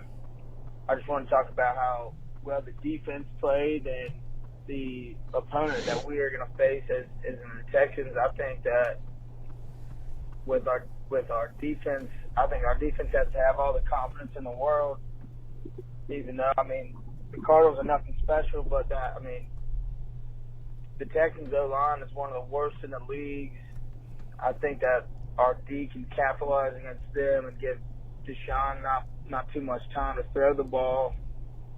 I also know that the Texans, their cornerbacks, they have one of the worst secondaries. So I think it's a good matchup that we can win. And I'm not saying it's a must-win game, but it would. It's a must-win game. Kyle Allen comes out here and does another 300 yards, 4 touchdowns. I mean, he would. Then you would have to start him for the Jaguars game. No question about it. I think even Cam would want that for his teammates. I know all the stuff he does and for the youth in Atlanta where I live, and I think he'd be excited for all his teammates to get back in the winning column and get their mojo going. Yeah, I appreciate it. Yeah, so one fantastic call. Thanks for the call. I do agree with the call. I feel there's areas of this matchup where we're going to have some favorable matchups that go in our advantage. And I think Brandon even mentioned them. This backfield for the Houston Texans, it's not the best defensive backfield in the NFL. And I feel Kyle Allen showed what the potential of this offense is, and we talked about it all offseason. I mean, that's a lot of talented players that you have to cover. You have to cover Curtis Samuel, DJ Moore, Greg Olsen. I mean, they don't quite have the personnel to match up with that. Now, they definitely have the defensive line to match up with our offensive line, and that's what gives me nightmares. But, I mean, that's my main concern for the match. But if we're able to provide some pass protections, I feel that it's a winnable ball game. Greg, how about you? What do you feel, man? Well, touching on what you said, I agree with you that our offensive line is vulnerable right here compared to their defensive line. But I think when you compare the two, our defensive line versus their offensive line, and our offensive line versus their defensive line, I think we have the advantage there. Just personally, but if we don't start Darrell Williams, we have to start Greg Little. We have to start Greg Little. I agree. I just want to say though, like getting out there about Kyle Allen, like people forget or. No matter forget, they don't know. He was a 5-star recruit coming out of high school. He was the number 7 overall ranked player the year he was coming into college. This guy has put it out there before and is a good quarterback. Now, people talk about how he played in preseason and everything, but let's look at his regular season games. He's not a bad quarterback. Years ago we boasted about having the best backup quarterback in the league with what was his name? DA. The guy that ended up, DA. Yeah. Derek Anderson. I don't like the man. Derek Anderson, exactly. And we never got to see it very much of it. And when we did get to see it, he really didn't do that well. I think that we've got enough here to get us through the season if Cam needs surgery. And I think that Cam should take the surgery if he goes. But it's a little away from the question you asked me. But no, I think that we have the same kind of problems they have this year or right now in this game as far as O-line versus D-line. I think that's the biggest key for this game because we maybe can't match up with wide receiver talent they can, but we have past their top one. I think we're over everything else they've got. CK, what do you feel about this matchup? Do you feel that we have a chance to pull this off? And if so, what does that mean? What do we have to do well in order to pull this off? I think we got to get better at our run defense because, if we can't, Good point. If we can't stop their run, how are we going to stop the pass? Because if we have to focus so much, if we have to load the box and not dedicate as many people to the secondary, they have some burners, and we need to be able to make sure we don't have the situation where we had 2 opportunities that happened to just be luckily dropped. Christian Kirk one that was all the way down the field that Trey Boston broke up, and then the other one that was a complete blown coverage by Dante Jackson. Yes, that was dropped. Those aren't going to happen against the Texans. Those are not going to happen, and so you cannot let those blown assignments happen because those are going to be house calls. Yeah, and we cannot afford to make giant mistakes on defense. See here, if anything, is that Kyle Allen was impressive in that. We'd like to see how he can do in 2 weeks. Can he stay healthy too? Because last year he got blown up really quickly. But you're talking about an opportunity here to where your defense, if they can win that matchup against the offensive line, you have an honest shot with this team. We are not over. Look, the odds are 4 points. They're 4-point favorites. It's not a giant spread here, but you do know that they have a superior wide receiver group, and it is one of the best in the league when those guys are healthy. When Fuller's healthy, DeAndre Hopkins, toast of the town. The good news is James Bradbury has been pretty darn good, and I think some of the questions or comments in the chat room have pointed to some of the things that we have talked about on this podcast with the defense not being elite in these first couple of games. But I tell you one thing, defense, they can be more opportunistic when they don't have to play the entire game. And I think we don't really know. I don't think we know what the defense is just yet because they've been so gassed in those first 2 games. I think you started to see some signs of what they could be in that last game. But it wasn't perfect. Yeah, it wasn't perfect at all. And I feel you hit the nail on the head, man. Listen, if we start Darrell Williams as left tackle, listen, y'all, they got Whitney Merciless and J.J. Watt that are going to be patrolling the edges, man. Either of those guys are going to be able to feast. I predict they're going to put Whitney Merciless on Darrell Williams because Darrell Williams cannot deal with that speed rush at all. And they're just going to let him feast. Ron Rivera doesn't want to play new people. But damn it, sometimes it's forced. He was forced against the Cardinals and still put Darrell Williams back in the football. I don't understand it. I don't understand it. World. Somebody needs to ask him that question. That's the question to ask him is why the hell didn't you stick with Greg Little? All right, let's get back into the calls and plow through. Good evening, guys. Rich in London. What's up, A few Rich? days to digest the great win against the Cardinals. Okay, first thing, the Cam news about the Lisfranc injury, or Lisfranc as it probably is. That's absolutely insane.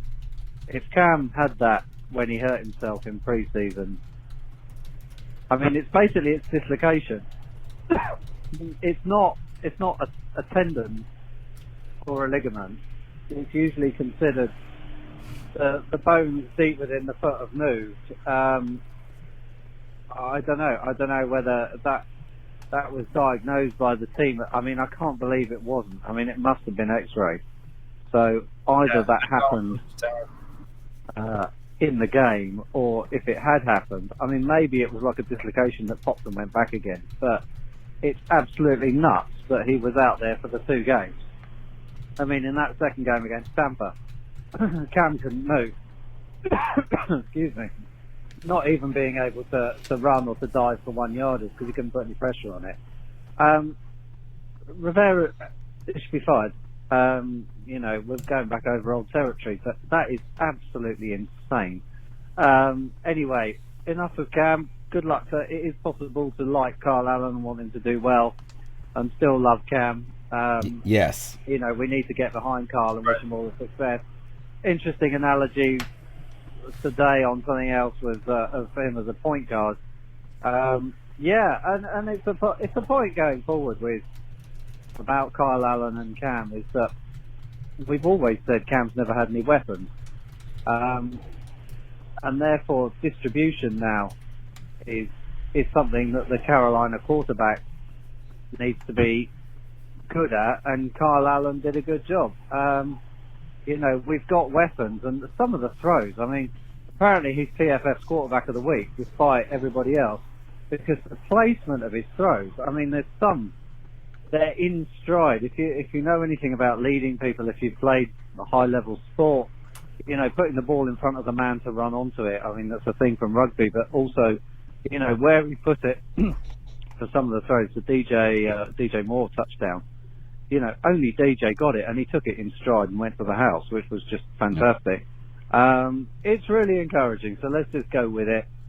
You guys will be discussing it all night, how long he's going to be in. Cam's going to be out a while, so let's just get behind Kyle. I hope he stays injury-free. Second thing was Greg Little looked superb in pass protection. I mean, Daryl's a flipping turnstile. I've done one poem about left tackles. I don't think I've got another one in me, but if Greg Little can't run... All right, here's part 2. It's me again. I haven't finished my point, but I'd just like to say that the amount of time between the last call and re-phoning you is about 15 seconds, which is about the same amount of time Dante Jackson was in the air for that interception. That was incredible. Greg Little looks the part. Run right, or put someone else in to help him if he can't run block. But my God, the pass blocking, that's what he does. And he was, PFF loved him. I didn't think much of him pre the draft. I thought he was overdrafted, but my God, what a difference that was when he came in.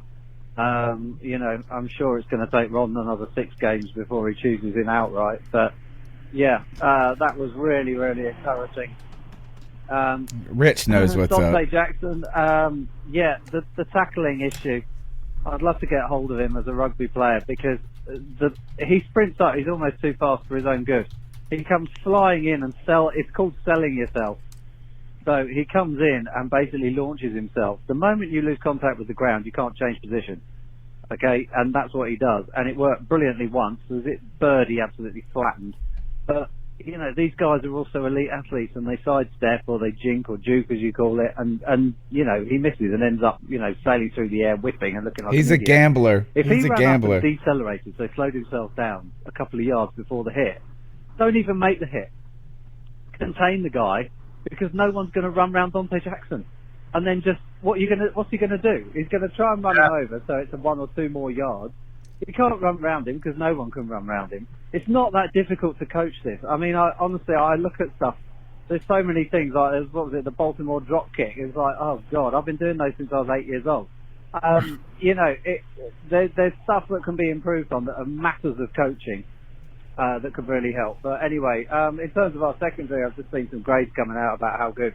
But it's something like second in pass defense, which is fabulous. So anyway, it's all quite positive. It's an interesting game against the Texans because they could thrash us or they could completely collapse. I mean, I think, judging by how our pass rush was, and I'm sure you chatted about that, great to see Christian Miller. The Miller and Burns are the new Crockett and Tubbs. There you go. That looked great. Long arms, outside linebacker, edge rushers, nabbing quarterbacks. I mean, they're going to feast on Deshaun Watson if he doesn't get rid of the ball. And they haven't got any line to speak of. So, really looking forward to it. Right, I'm not going to phone a third time. Anyway, looking forward to listening to you on Wednesday, guys. Keep pounding. Love you all. Tony, Cody, everybody listening, keep pounding. Thank you, Rich. Fantastic call. And guys, to kind of bring the call up, to kind of bring it back into focus, number 1 point, Cam is going to be out for a while and Kyle Allen will be in. And he does give us an opportunity at this moment to diversify our offense and see some of those things. I mean, he really was.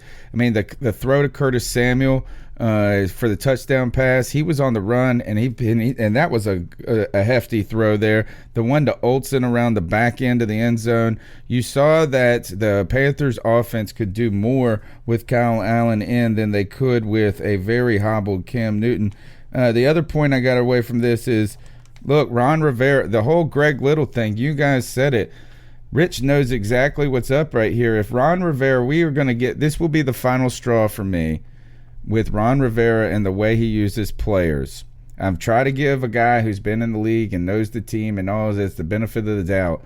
But the offensive line has been Ron's Achilles heel throughout his tenure and how they address it. And if we have to see Darrell Williams more getting beat like a drum before they put in it was night and day, guys, between Darrell Williams and Greg Little. And Darrell Williams and Greg Little wasn't perfect, but he was not awful. So to me, he's on to that. And the other thing is Dante Jackson is a gambler. Yeah. I tweeted out a photo.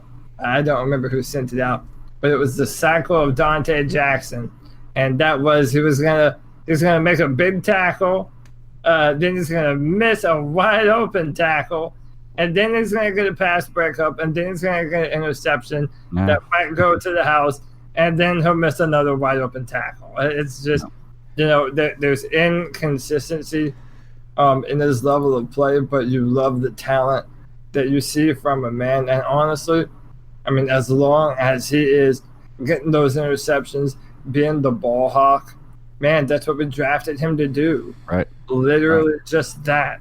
We haven't had a dynamic corner like that in a very long time. So, yeah, you have to work through that kind of stuff. Yep. But that's why you have to play your young players. Let them play through the mistakes. That's what they have to do. We're seeing it on defense, though. Ron is going with it on defense, so we got to see it on. And when it comes to Dante Jackson, he's a Greek tragedy, and that is the very strengths that make you a superhero. In y'all's words, your greatness is also your Achilles heel. Is that it's his confidence, it's his braggadocious, it's his swagger that makes him make those big plays. But he also gets overconfident and just didn't make the tackle. He wanted to blow the guy up. And also because he's small, he does have to try to hit like that, or else the guys are going to shrug him off. All right, let's keep going through with these calls, unless you guys got any follow-up points there. Well, I was just going to say, I'm going to turn to the stat day real quick. For everybody who's talking about James Bradbury and Dante Jackson not working as their cornerbacks right now, pulling up stats, Dante Jackson has two interceptions, 12 solo tackles, and 5 passes defended. James Bradbury has 1 interception, 7 tackles, and 4 passes defended. That ranks 3rd, 4th, and 4th in the NFL, and 3rd, probably 15th or 16th, and 5th in the NFL. So we have two overall guys who are tied for the 2nd best cornerback and the 11th best cornerback in the NFL. And was Bradbury the second? Was Bradbury the second? Bradbury was. He's or tied was he for 11? Probably tied for 11th. Bradbury has something like a 27%. Like quarterbacks have like a 27% completion rate or a 27 quarterback rating when they go at his side. James Bradbury, if he can put together another couple of picks, he's going to get paid this offseason. All right, he should. Here we go. Next call. What's up, guys? This is Kyle from VA. I didn't get to watch the game live Sunday. I wasn't in jail.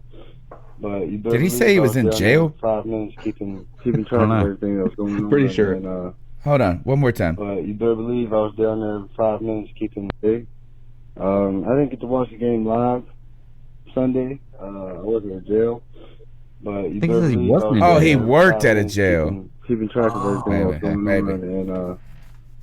And a lot of people talking about that it was against the Cardinals and they're bad. One of the worst teams in the football in the NFL. But a W is a W in the NFL, and it's exactly what we needed. Just a huge pat on the back to Kyle Allen for going out there and just in the moment, just seizing the moment. Went out there and made the plays that he needed to make. Went out there and balled out. Good team win. Like I said, it's exactly what we needed. It's everyone knows the Panthers are a momentum team, and that we needed this win. They got their swag back in this game. They got their confidence that all this hype in the off season wasn't just bullshit. They now know that they can go out there and line up against another NFL team and punch them in the mouth and beat them. Just beat them up all around. So let's just keep the momentum going into Houston. If we can go out there and get another W, man, that would be fantastic. It's still Cam Newton's team, but I hope Kyle Allen continues to perform like this. And that Dante Jackson pick, where he levitated in air, was ridiculous. He just, like, he created the new Jumpman logo. It is now Air Jackson. That was insane. But yeah. And Christian McCaffrey, when it's time for his contract to come around, whatever he wants, you give him that and a little more. Yep, that's he's right. They're gonna pay him. But, He should be one of the highest paid in the NFL. Anyway, guys, keep pounding. All right, I got to say this. Fantastic call. And if you work at a jail, be safe. If you were in jail, free our caller. He's our new Meek Mill. I'm into that. I like it. All right, next call. Tony, this message is for you, bud. I'm icing you up, sucker. Okay? No. Me and Josh, we aren't from Boston, guy. Boston's like an hour and a half away from us. Massachusetts is huge. Okay? If I was from Boston, I'd be talking like this. Let's go park your car in the fucking yard. Did you say Massachusetts was huge? The fucking game. That is how you're talking. Everyone's ass. No, guy. I'm a fucking Panthers fan. Okay? At least I'm not a Bills fan. Thank God. You know? Boston's an hour and a half away, guy. Alright? Look up the fucking Basketball Hall of Fame. That's like 20 minutes from my house. Same thing with Josh. Alright? So ice up, sucker. I feel like... Ice up, sucker. Hold on.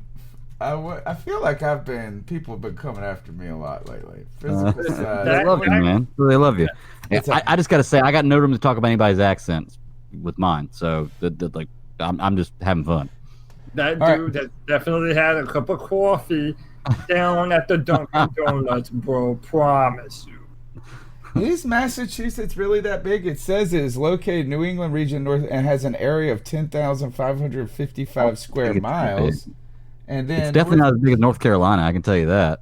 North Carolina says has only 3,000 square miles of inland water. Oh, of inland water. Dude, we have a third of your state of just water.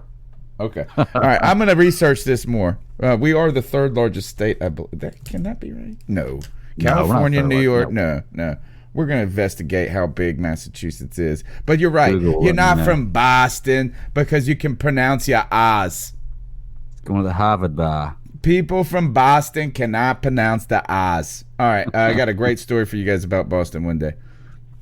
All right. So now that I got the fun call out of the way, by the way, this is Nick. Hey, Nick. Don't be a... Last call. But now that I got the puns all out of the way, and hope I got you laughing, Tony. So I remember when I was watching that Amazon series on us, I forget what it was called. All or Nothing, anyway, which I call All In. Dave Kemper was talking about how Pittsburgh, they kind of kept everything secret and that sort of deal. Is it at all possible that the last week or so, the issues with Cam being kept secret and Ron not knowing about it, or something along those lines, could be Dave Kemper just saying, hey, let's not let them know, let's not let any of our opponents know what's going on. Let's kind of keep them out of the loop, or maybe even keep Ron Rivera out of the loop, because let's face it, he's probably not going to last until next year. So like Tepper's going to Cam and say, I got your back. Saying, hey, Ron is a buffoon. Let's keep this on the low. Let's not let anybody know about it, or limited details, because that's what I've done in the past, and it could have worked, or it might not have worked. Maybe it's just all he knows. Who knows? Let me know what you guys think. Keep pounding, guys. Interesting there, because Greg earlier said you're wondering if this signals that Tepper is dissatisfied with Cam, and this is another angle that could just be as logically true, and that is that Tepper is dissatisfied with the way that they have managed Cam, or the use of Cam. Imagine that is saying you got to keep it secret from the coach. That's some top secret mess. I do think, really, for me, the real one of the concerns that's starting to arise for me is how good is the Panthers medical staff. And maybe I'm just maybe I'm just kind of thinking about it from the terms of how Trent Williams really felt betrayed by the medical staff in Washington. And you're starting to hear a couple of more stories. These guys are not infallible. And you got to wonder, too, if it's time for these organizations to start investing in more than just one team doctor, but having a team of team doctors to, I don't know, but RV has been around for a long time, and this hasn't been the only injury that we have had some questions about the timing and the way that they've dealt with it. So that's my thoughts on it. And, guys, what do you think about the secrecy? Because, again, that was to the point of my friend. He's saying this: if they're telling you the foot, it's probably the shoulder. If you're telling you the shoulder, it's probably the foot. There is some disinformation involved in this, and then the Panthers come out and immediately shut it down and say, Kyle Allen, there's no questions about if Cam is going to be around this week. What do you guys think about the disinformation and secrecy, clandestine nature of the Cam Newton injury? Well, it is important to, and you alluded to it, Tony, that not all medical staffs in the NFL are created equal. I mean, they're just not. I mean, you mentioned Trent Williams, left tackle for the Redskins, said he refuses to play for a medical staff that would treat him the way they've treated him pretty much. And when you look at Cam Newton and the amount of injuries that he's had to go through and how we've handled the shoulder and rushing him back and, he's able to play when we all knew he wasn't healthy and able to play proper football. I think it goes back to the ankle. Do you remember he had the ankle surgery in 2013? And it was late. All of the surgeries have they've been wishy-washy on it. But that's on Marty Herney as well. That's what he's in charge of hiring all the staff and all the personnel. It's not just That's a good point. Yeah. That right. General managers are in charge of. And if Vermillion has been there forever, then that might be one of Herney's men, is man that is not willing to fire. You don't know. And it might be the blemish. It might be one of the few Herney blemishes we've seen. As of late, yeah. I mean, it's possible for sure. If something needed to change, I fear it would probably have to come from David Tepper himself. But I don't have a lot of confidence in our coaching staff or in our medical staff because of the way they've handled Cam Newton. That whole Trent Williams thing is so crazy, is that supposedly it's got something to do with some growth on his head, is what I heard. And it's like, hey, guys, I think I should be worried about this big grapefruit-sized thing on my head. I can't get my helmet on. And they're like, oh, don't worry about it. We'll lance it. It will be fine. I don't know. It is bizarre. We need to I want to see more improvements when it comes to the way that we're handling our medical issues. And I don't know if that's on a doctor specifically, on a rehab staff, or on our players and coaches or Marty Herney. But good point, Cody. All right, next call.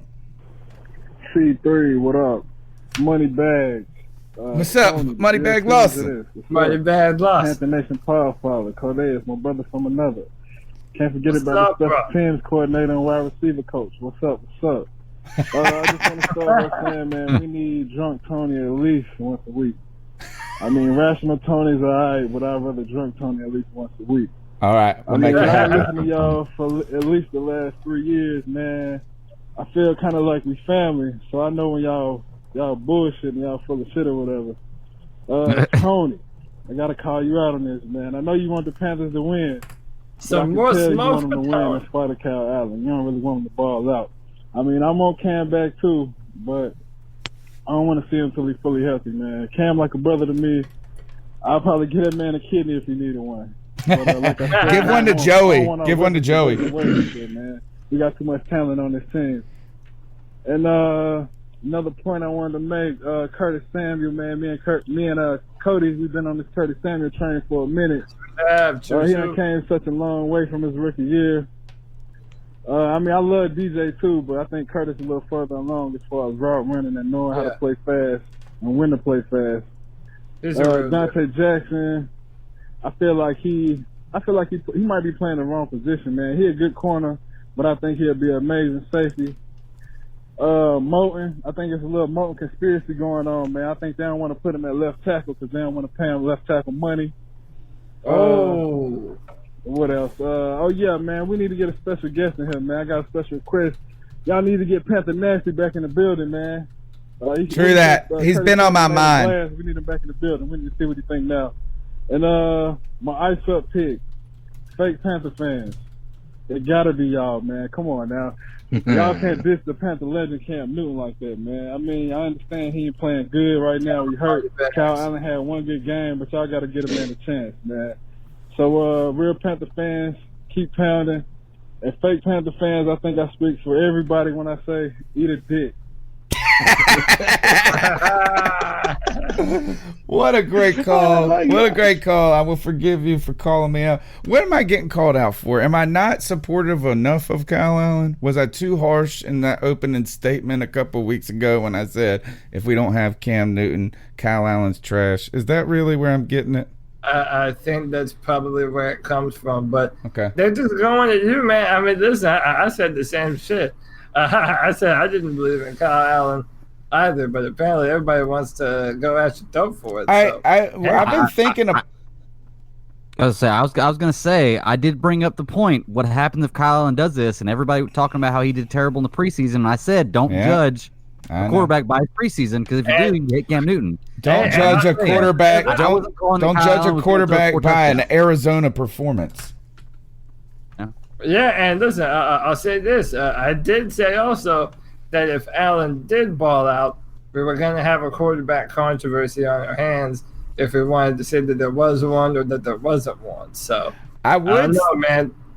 I think one thing that people should be aware of me when it comes with Cam Newton and my love for him and this Kyle Allen thing, I have not gone after people who have been pleased with Kyle Allen like some Panther fans have. Some Panther fans act like if you ain't just saying that the world has ended because Cam Newton wasn't out there Sunday, that you hate on Cam Newton. And I don't think that that's fair either to a lot of people. I think what we have to just completely say is we're pleased with Kyle Allen's performance against Arizona.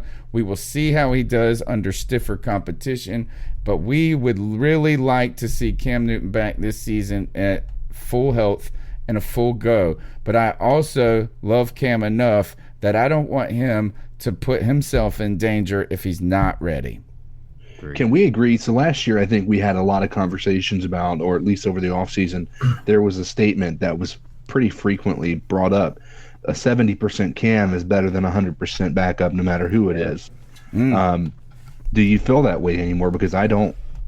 No, I agree with you. I was going to bring that up earlier, but good point. Yeah, that's the thing, is that the way Cam played, he sure didn't look 70%, did he? No. And that 70 didn't look better than Kyle Allen's 100. But I think you're right, that if there's something going on to the point where it was just this, is that Kyle Allen breathed a little life into that offense. I do think that I want to see it again, and I hope he does it. I think he can do it, but I think here, again, we gave him some solid protection, or some okay protection. You guys pointed it out, and the post-game show was better than what Cam had in those first 2 weeks. We just don't need Kyle Allen getting injured, right? And that's something that we have taken for granted so much with Cam, is that he just always gets up. But we saw last year what happened to quarterbacks when they don't have Cam's, and I might use the word durability, even though he's been dealing with these injuries. We got 2 quarterbacks killed in 2 weeks last year. Yeah.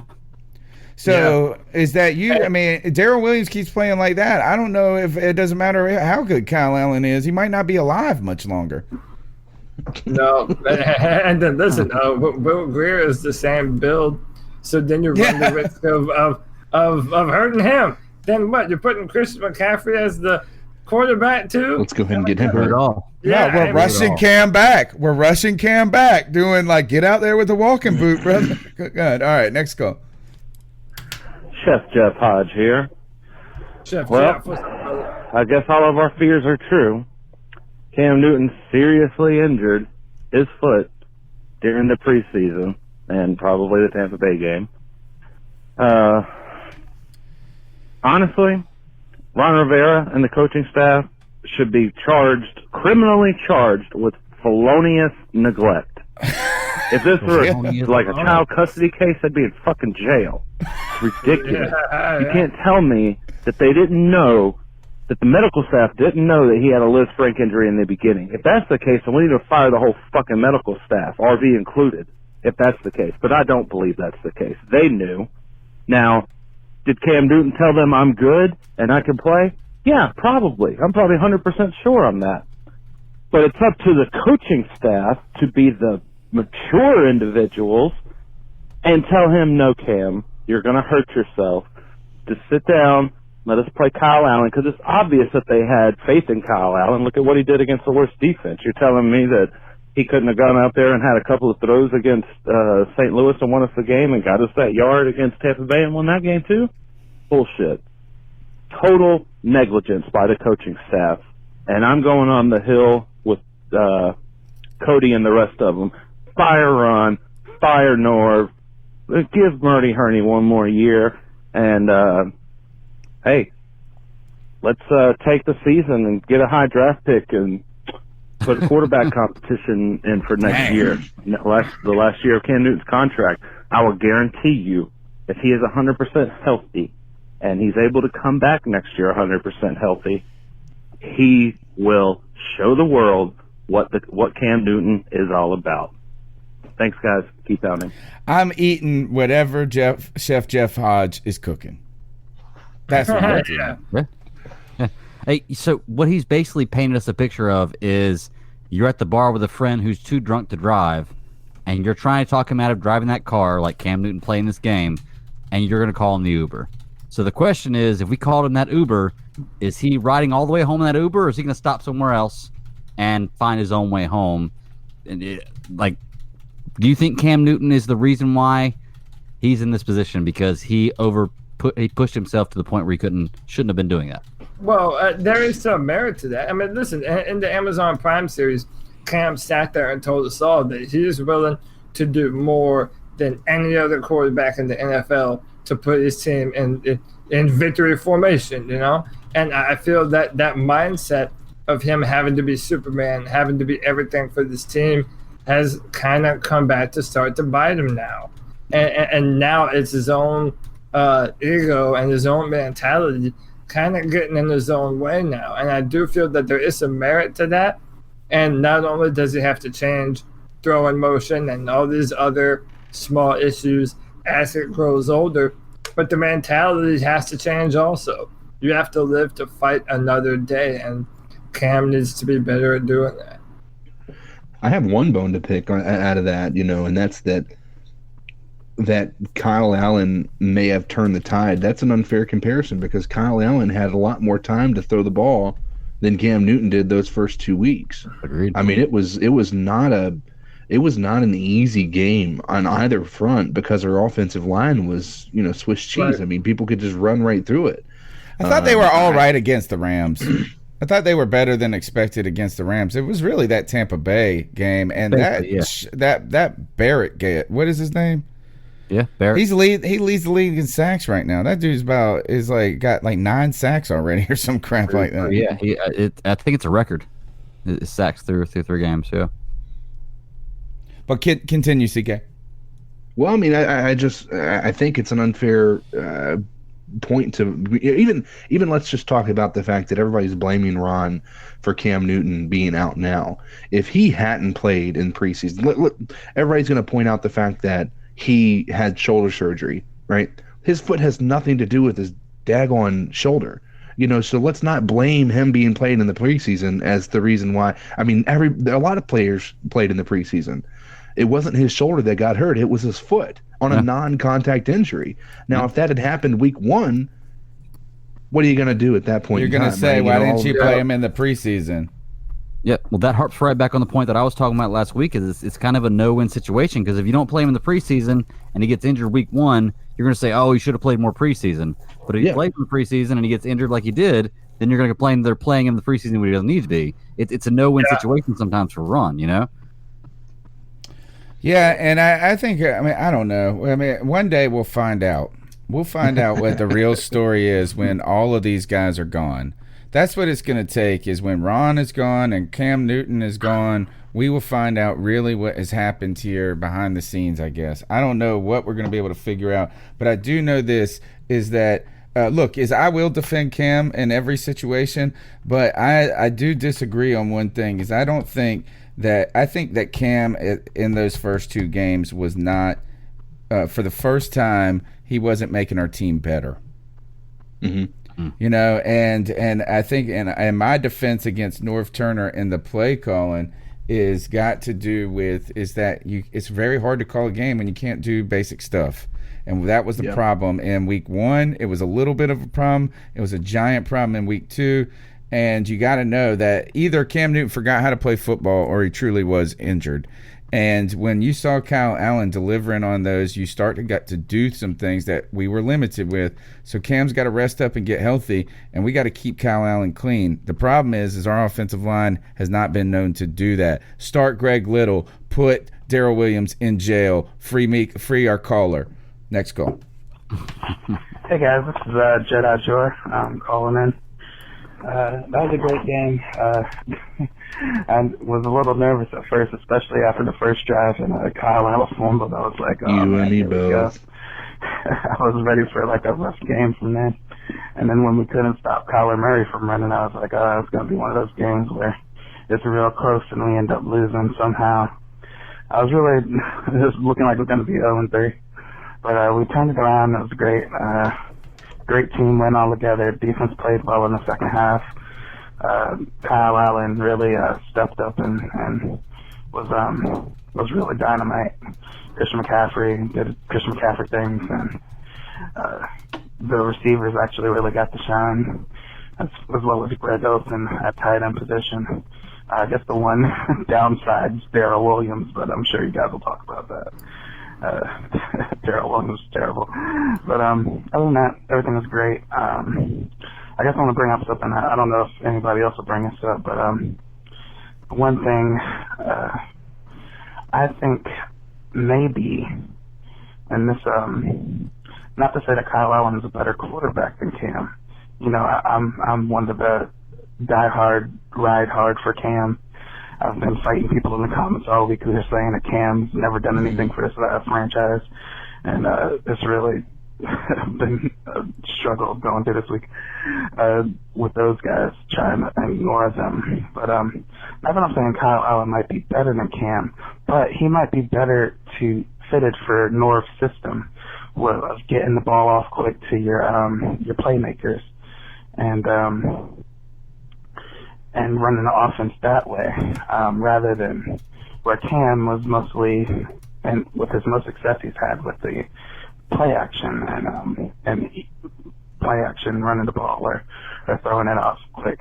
So I don't know what you guys think about that. I guess I'll hear it when you guys talk tonight. All right, keep hunting. Have a good one. Y'all take it. Y'all take Cody. What you got for that? I mean, one of the we had a female in our chat room last Sunday who brought up that very issue that it felt as though Norv Turner or Kyle Allen fit better with it. Here's the point: we don't know. We've never seen a healthy Cam Newton run Norv Turner's offense, but for a few games last season. And he wasn't even fully healthy, it turns out. Nope. Yeah, it was never fully healthy then. So I think that's a bit of an overstatement. I do feel that Allen is able to competently run the offense that Norv Turner has put in place. So, and I feel that's a drop-back quarterback system. That's what him and Cam have been working towards. So it's, a natural fit for Allen to kind of jump on into. And he has the benefit of having a lot of talent around him right now, like a Curtis Samuel, like a DJ Moore, like Greg the Olsen. Ultimate safety net and Greg Olsen. So, Jeffrey, yeah, for sure. I think it's less about Cam being able to run Norv's system and more about right now Kyle Allen have the physical tools to take advantage of some of the weapons we have right now, and that Cam couldn't do that at this moment. And then you take away Cam, and you can't run Cam, he can't throw Cam at this point. And then you got these guys that are kind of sitting on the shelf. You are trying to maybe get these guys to do things like DJ Moore and Curtis Samuel that maybe aren't best suited to their skill set. So I just think at this point, man, is that we'll see. We want to see. I think that while we were very flattering of the offense for the Texans, I do think, man, that we have some electric guys at wide receiver, and if we can start hitting them and doing some things and keep Kyle Allen clean and do some play action stuff and go downfield, we can get some big plays, and we just weren't seeing it with Cam. I mean, he's not right. And I'm starting to wonder, it's not the foot only. I'm really suspicious about the shoulder still. I mean, it's mine too, I think. It's got to be a little bit of mine, man. I think it's all three. He's just fatigued. Yeah. He's frustration. There's a lot of things going on there. Just a couple more calls to go. We still got a lot of show to get through. Podcast. How's it going? This is the world famous G. Cavassier, a.k.a. 910. Boy, 910 Jacksonville, North Cap to the day I die. Hey, I want to put something in you guys' mind tonight that, I've been thinking about since the first game. A lot of people haven't really talked about it, thought about it. When is Bruce Irvin going to get on the field? I don't think he is. When is he going to get on the field? Bruce Irvin is a hell of a defensive player. Yeah, that's a good point. He can play defensive end. He can play outside linebacker. Y'all remember him, in Seattle. He did good. He won a ring. He did good in Oakland. And he did good. I hate to say this. He did good in Atlanta. When is Bruce Irvin going to step on the scene? The reason why I say that is I believe once he steps on the scene, our defense will be even better. That's my opinion. But Bruce Irvin coming from that edge, man, with that speed, and plus he doesn't miss tackles. You know what I'm saying? He might help us in the run game a little bit if we can get him on the field. Can put us in a top 5 defense if we're not already. I don't even know. Because he played good against the Cardinals. I know everybody's saying this is the Cardinals and they was the worst team in the league. And I understand that, but they're still an NFL team. Because if the Patriots would have beat them, everybody would have been like, oh, God, the Patriots, da-da-da-da-da. And y'all know I can't stand the cheating-ass Patriots. I will say that to the day I die. They cheated us out of the Super Bowl. Man, a lot of heavy-handed calls enough of that. What y'all takes on Bruce Irvin? When he comes back, will he actually help all on defense? Because me personally, I think he will. And always remember, y'all, keep pounding. Keep pounding. G with the fire call as always. I don't know. I want to hear a few of you guys go first on this one because I have a few thoughts about the whole Bruce Irvin thing. What you got, CK? Well, I mean, I've been a big fan of the fact that we have him on the team, not only just for his ability, but his veteran leadership. He's been there. He knows how to succeed, and it's just a matter of putting him in the right situation. And I really thought we had him in the right situation. The thing that, I mean, I'm going to be a bit of a Debbie Downer when it comes to the 8 sacks we got last week. A lot of those were coverage sacks. It wasn't that our defensive line was getting there. It's that they were getting there before he could get to the line of scrimmage because he was basically getting ready to take off. So there's a lot of different things that I think we look at there. But even with that, we got 8 sacks without K1 Short and without Bruce Irvin on the field. I personally believe they will make us better once they're there. It's just a matter of getting them back to a place where they can be effective again. I can tell you right now, personally, and I think everybody on this panel right now can agree, KK Short is definitely better than Vernon Butler, right? Yeah. Dude, 100%. Vernon Butler, I was just going to bring him up, is one of the biggest busts in Panther history when it comes to – he played only 18% of the snaps, I think. Let me see. I got it pulled up here. Vernon Butler played, 24. He only played 18 snaps, 24%, and that's without KK in there. A lot of McCoy. Brian Burns played 75% of the defensive snaps. They are all in on Brian Burns. You got to love that. So Don Terry Poe is seemingly, I think, playing a lot better in this 3-4 system. People have not been crying about Don Terry Poe because he's not supposed to be the sack artist. He's going to be the guy we need to watch to see how he's doing against the run. The question, I think, when it comes to Bruce Irvin, is that we kind of have a wealth of riches. And while we are very critical of Ron Rivera not going with the young hands in so many instances and knowing when to put in the guys, I think this year he has found a way to rotate the young guys in, and that has it's complicating it in a good way. I mean, Mario Addison is even balling out right now. He was chasing down Kyler Murray, and I've been worried that Mario Addison was about to hit a wall, right? Is that like about his age and some things? But Christian Miller, those guys, I'm actually very excited that they're playing the youngins as much as they are. Well, and that brings me to what I was going to say. I have some feelings about it. Every once in a while, we have an injury blessing where an injured player goes down, and Ron Rivera is literally forced to play the younger guys on the roster. So now we have Marquise Haynes and Christian Miller, who, by the way, had 2 sacks against Arizona. Coverage or not, that's still 2 sacks. Now you see these guys starting to build up their play time, and now they're becoming more acclimated to NFL football. It's a win-win all around. And, I feel that that's what they were drafted to do, to hold down the edge for years to come. And they wanted to have Bruce Irvin on the team to help them so that way they didn't have to be that guy so early on in their career. But now that they're getting the snaps, they're further along in that development. I mean, we might not even need Bruce Irvin. It might just be another another good thing when Christian Miller got 2 sacks on 24 snaps. He only played 24 snaps, and he was able to get 2 sacks. He played more snaps than Vernon Butler and F.A. Obata, though. Interesting, I think. As he should. I still think that if you look at those, I think we're not giving enough credit to our secondary. I mean, you're right. I think you're right.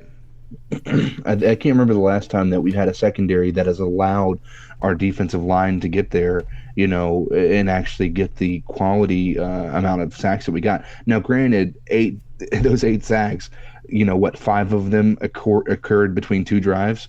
So, I mean, it's not like it was a wealth of riches throughout the entire game. It was specific scenarios that we were able to accomplish that. But, I don't want to take anything away. That's 8 sacks. I mean, I'm happy for that stat line any day of the week. But I think we need to really seriously look at the fact that last year it was our secondary we were most worried about. And this year, I feel like aside from our nickel corner, I feel like we have no weaknesses on our secondary. And you might not even have it there. Cockrell was really good, guys. Yeah. Well, the thing, my thing is, I'm gonna be honest. I don't know a lot about Bruce Irvin, and we have a lot of really great defensive linemen. The way I kind of look at it is, if you have defensive line talent, if some is good, more is better. Bring Bruce Irving on. Let's just keep pounding with this great front seven. And now not only the front seven, everybody else is doing really well as well. Also, so it's kind of, they all play into each other. The secondary helps the defensive line out, and when the defensive line's not playing well, or team secondary's not playing well, the defensive line helps them out. It's a good back and forth. I'm happy with the defense. And I'll say one last point. Vernon Butler so bad. And I'll say one last point to that. With the post game, we were talking about how we don't feel like Luke looks like Luke. Well, guess what? Luke doesn't need to look like Luke. Thank when Jesus. Everybody and the defense is doing their jobs. So we don't really need to focus so much on him. He doesn't have to sit there and be a superstar. Yes, he missed a couple of interceptions that he could have easily picked, and then that changed the entire flow of the game. But when you have a cohesive unit, you don't need every person, or you don't need your superstars to be superstars anymore. Yeah, he's still leading the league in tackles, though. Yeah, and I think Shaq's been playing well, and to compliments, hats off to Cody for all the things he said about Brian Burns. Brian Burns has looked as fast as Luke Kuechly. And what I mean by that is, how you've seen Luke Kuechly just play fast for so long? Yeah. Brian Burns playing fast. His mind is playing as fast as his body, and that's what you don't usually see a lot with young defensive ends. Right. I've been very impressed by how good he's going to be. The question is, can he develop into a better run stopper? We have not been great against the run just and part of it is because we got those guys that get muscled off the blocks a little bit or can get hung up. I don't feel that he's been necessarily bad there. Right. Obviously, everyone has to get better at things, but I don't feel that he's been. He's been sensational. He's been sensational. Let's just say he's been awesome, man. He's been absolutely incredible. I compared him to DeMarcus Lawrence for the Cowboys coming out in the draft, and he has every bit, if not more, upside than Lawrence does. And I mean, he is an incredible edge rusher that's going to be doing a lot for us for a long time. Well, even with an edge rusher, you see what happens is they get into the backfield, and then they all of a sudden they'll just stop on the play if the ball goes beyond the line of scrimmage. I can't tell you how many times the pass play went beyond him, and he still ended up there making at least half of a tackle. They have comeback speed. They have comeback speed where some of the big, heavy-handed guys that we've had in the past, if they get pushed past the quarterback, they can't get their big bodies to turn around. But the play is not over for these guys. And that's what's fun about this youth is in that speed is that even when they don't make the best play or make the play that is the ender of it, right? They're still trying to fight after the ball. The motor on that kid is amazing. Next call. Yep. What up, C3? It's Josh from Mass, and lo and behold, after that game, we start getting quick answers and quick information coming out of the organization. Oh no, we're not starting Cam next week. And then early today or late yesterday, we get information about what exactly is going on with his foot. Well, isn't that strange? Almost as if somebody higher up said to Ron and the media group and everybody, hey, enough of your screwing around. Enough of the pretending you don't know what's going on. This is our franchise quarterback. This is the man who's been the face of this team for going on, we're going on 9 years now. And while I'm sure he's less than pleased with what Cam has produced in his time, the last season and so far this season, Tepper's a numbers guy. Flat out. And that tells me he's a guy who wants the facts and the data. And I believe after the week 1 and week 2 bungling and mishandling of Cam's situation, Tepper's looking at all this going, all right, this says a lot about what's going on here, because I don't believe for a minute that, Cam forced them to play him. He can't. He absolutely can't. Ron's the coach. The athletic staff is, these are the guys who make the decision, not players. So to think that, this wasn't Ron and company trying to push him back before he was 100% off of the foot injury, whether they knew the extent of it, whether the whole team knew the extent, or whether they sent him in for an x-ray and said, well, nothing's broken. But lo and behold, you look at that part of the foot that this injury afflicts, and there's multiple bones connected by lots of small ligaments. So really, even just a minor inflammation of any one of those ligaments is going to possibly cause extreme pain. I mean, it's the part of your foot that bends. I mean, I haven't broken anything there, but hold on. Hold the phone. 5, 4, I got you. 3. I'll call you back. I got you. Matt again. Try to keep this to 2 calls only here. But anyway, so it's a very sensitive to damage section of your foot. It's not something that's going to heal from you pushing off of it, running, etc. It's just going to get aggravated again and swell up. So I really do think the best solution is to sit Cam probably right to the bye week. Give him as much time as we can. See what kind of performance Allen can put in. I mean, in my mind, the jury's still out on him, and it has to be. Realistically, it has to be just still out on him. It just has to be. Hopefully he can perform. Hopefully he can hang in there, and I'm thinking maybe we only fall one more game, and then we can pull out the other 3 or the other 2. I forget how many do we have. Yeah, but hopefully we can only lose one more game while he's still there, which I think is a realistic hope and expectation. And again, to me, it just smells like coaching staff knows they're on the hot seat, and for a long time, an injured Cam was better than 100% backup, and now it's not. Been mismanaged so much to this point that it's not the case anymore. So I think the organization as a whole, even though there's a new captain at the helm, if you will, I think they owe him the chance. They owe him the opportunity. If for nothing else, for not giving the man a goddamn O-line, not giving him protection, and just drafting him and going, well, we got a mobile quarterback. We don't need to worry about the O-line. So I think this is on staff, and they're going to have to try to rescue the season from potential shambles and not having him there. Keep pounding, fellas. Keep pounding. Well, listen, J-Dub knows that him and I are on the same page about a lot of this, man. And everybody knows the hill that I'm dying on. And like I said, I hope I'm wrong. And I was going to say something, but I have to dip out a little bit earlier tonight, and I don't want to leave. What, spending for 2.5 hours with us? God, what a wussy. You got to leave after 2.5 hours? Yeah, I guess I'm a casual fan. I don't know. Yeah, but I do have to go. So real quick, I know Legacy mentioned this in the chat room earlier. So I'm doing this for her honor. I'm going to do a real quick ice up pick. I'm going to ice up Morgan Fogarty, who put on Twitter.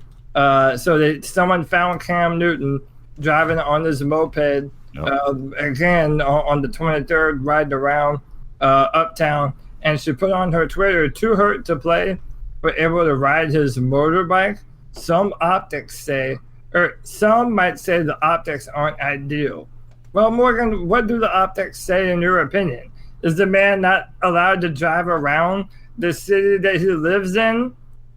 It's just another example of an uppity media person judging Cam Newton on dumb shit that has nothing to do with football, has nothing to do with character, and is frankly pretty damn dumb. So to Morgan Fogarty, who is now blocking Panthers Twitter people. I suck, son. Or daughter, whatever. Can I bring up one point about that? Is how about the optics on this? Is this his right foot or his left foot? His right foot. So that's your load foot. His right foot?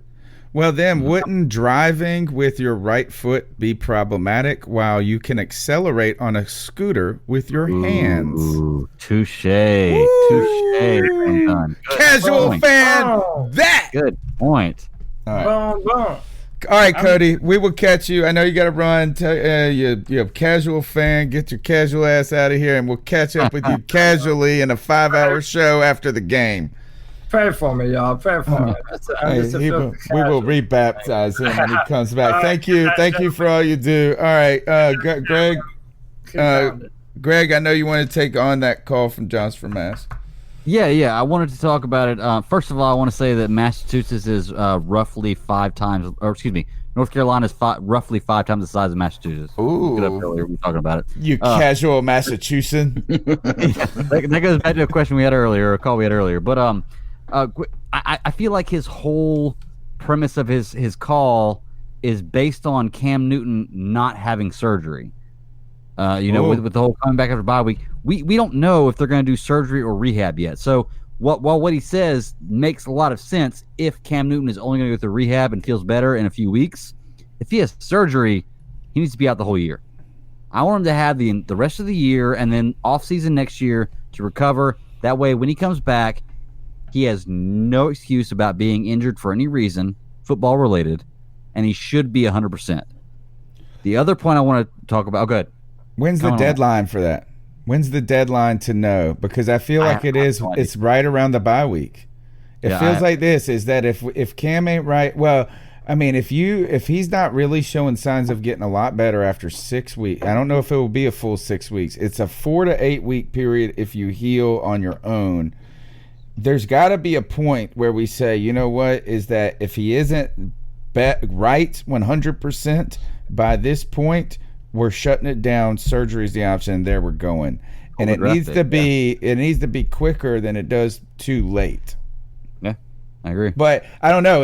I think we're going to find out. I think by the end of the bye week, we're going to get a sense if that's where they're going. Okay. Well, the other part I had to say about that was he's talking about Allen. The jury's still out on Allen. I commented on earlier. I don't take a lot into preseason. Because in preseason, it doesn't matter if it's a third game, whatever game it is, everybody's vanilla. Nobody plays the same way in preseason they do in a regular game. Go back to Cam Newton's first preseason, and you will not believe he was going to be the quarterback he was just by watching his first preseason. Okay?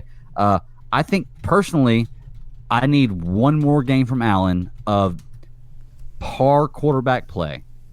Not phenomenal, not fantastic. Par quarterback play to win the game.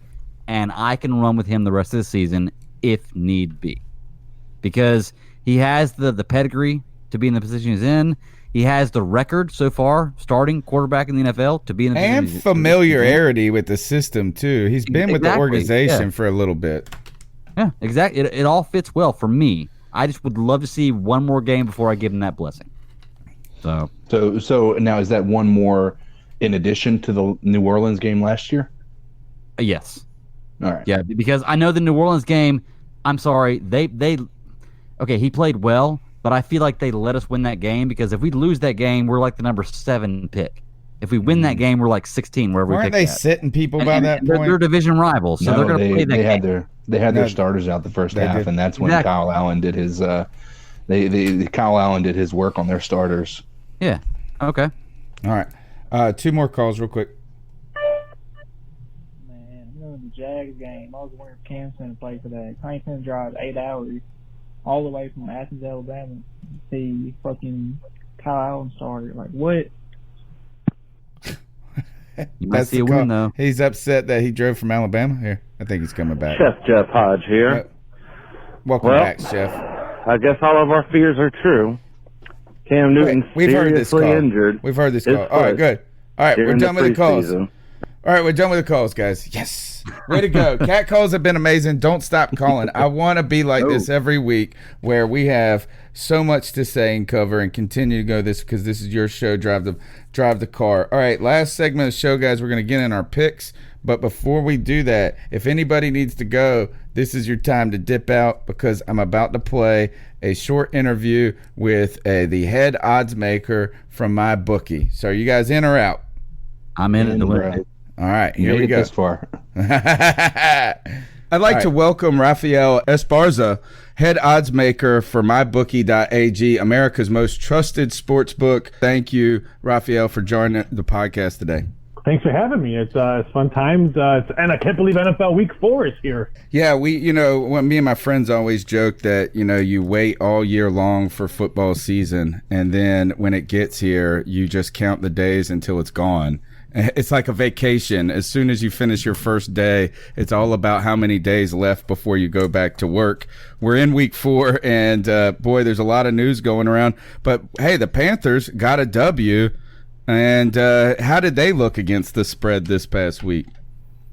It was a good outcome for us because the betting public and the media liked Arizona. They all thought Arizona was going to get that first W since you were playing with a Cam Newton-less Carolina Panthers, but really impressed on Kyle Allen, how we played the game. Didn't make any mistakes, 4 TDs, 0 INTs. That's probably big. And they were able to establish the run. Anytime you can establish a run game with a quarterback, rookie quarterback, or your quarterback that's not a starter, I think it's huge pressure. And that's what the Panthers were able to do on the road. And let's just face it, Carolina in the second half was a totally different team than what we saw in the first half. And I think that's the reason why they got that big W on the road.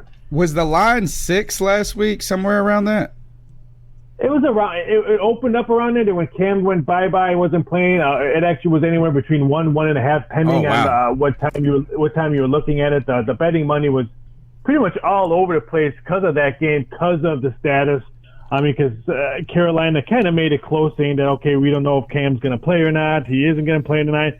So it opened up around there. It closed. I think it closed Arizona minus a 2-point favorite.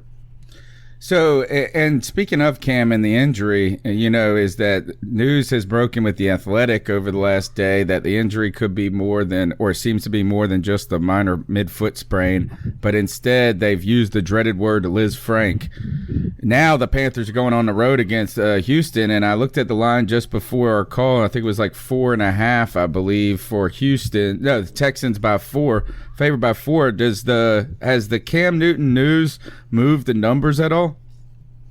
No, because we kind of figured he probably wasn't going to play at least 2 weeks, weeks 3 and weeks 4. So we planned that number out. We planned it was going to be Houston minus 4. And then once Allen got the W and all that, you figured, okay, we don't need to stress on Cam coming back. We're playing on a pretty much a free dime, if you want to call it, going to Houston. Now you can rest Cam Newton another week. I've been telling people all last couple of days, what if Carolina and what if the Saints go keep on winning games where their star quarterbacks are on the mend? What's going to happen if the Saints go perfect 6-0? Are they going to pull Teddy? If the Panthers win 4 or 5 in a row, are they going to pull Allen? It's going to be very, very interesting in this division with quarterbacks.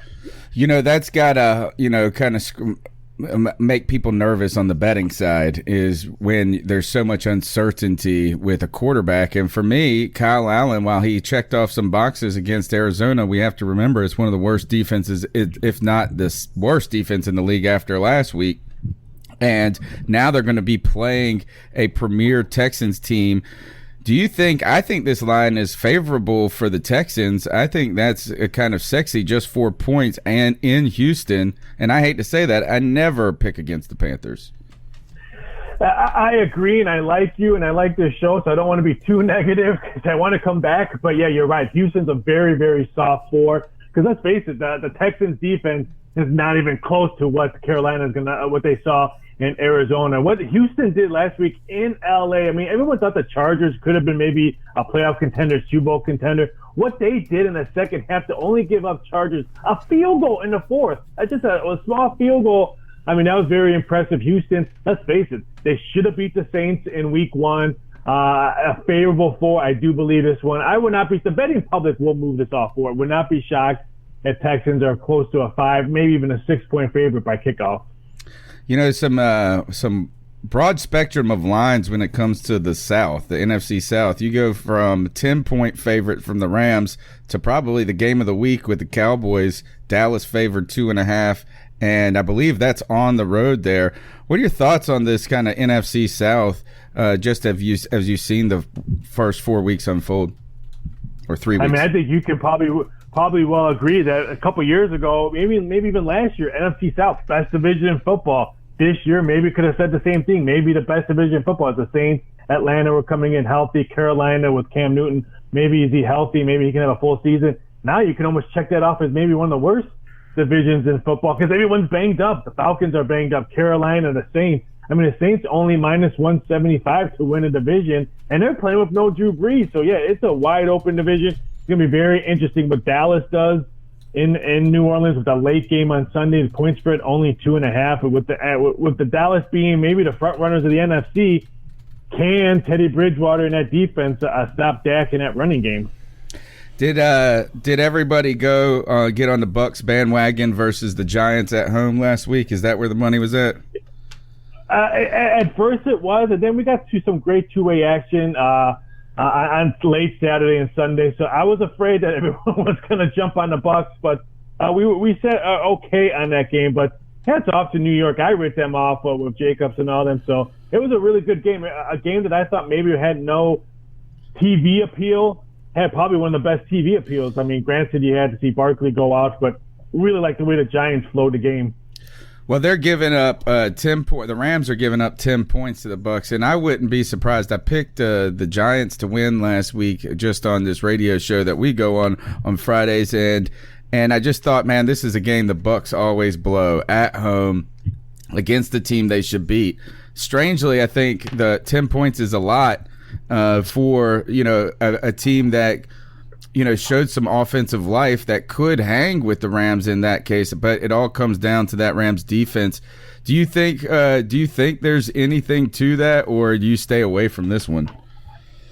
I would say just because the Rams are at home. I mean, they took care of the Saints, even though they were playing the whole second half with no Drew Brees. I love the Rams defense. We saw it late Sunday night when they played Cleveland.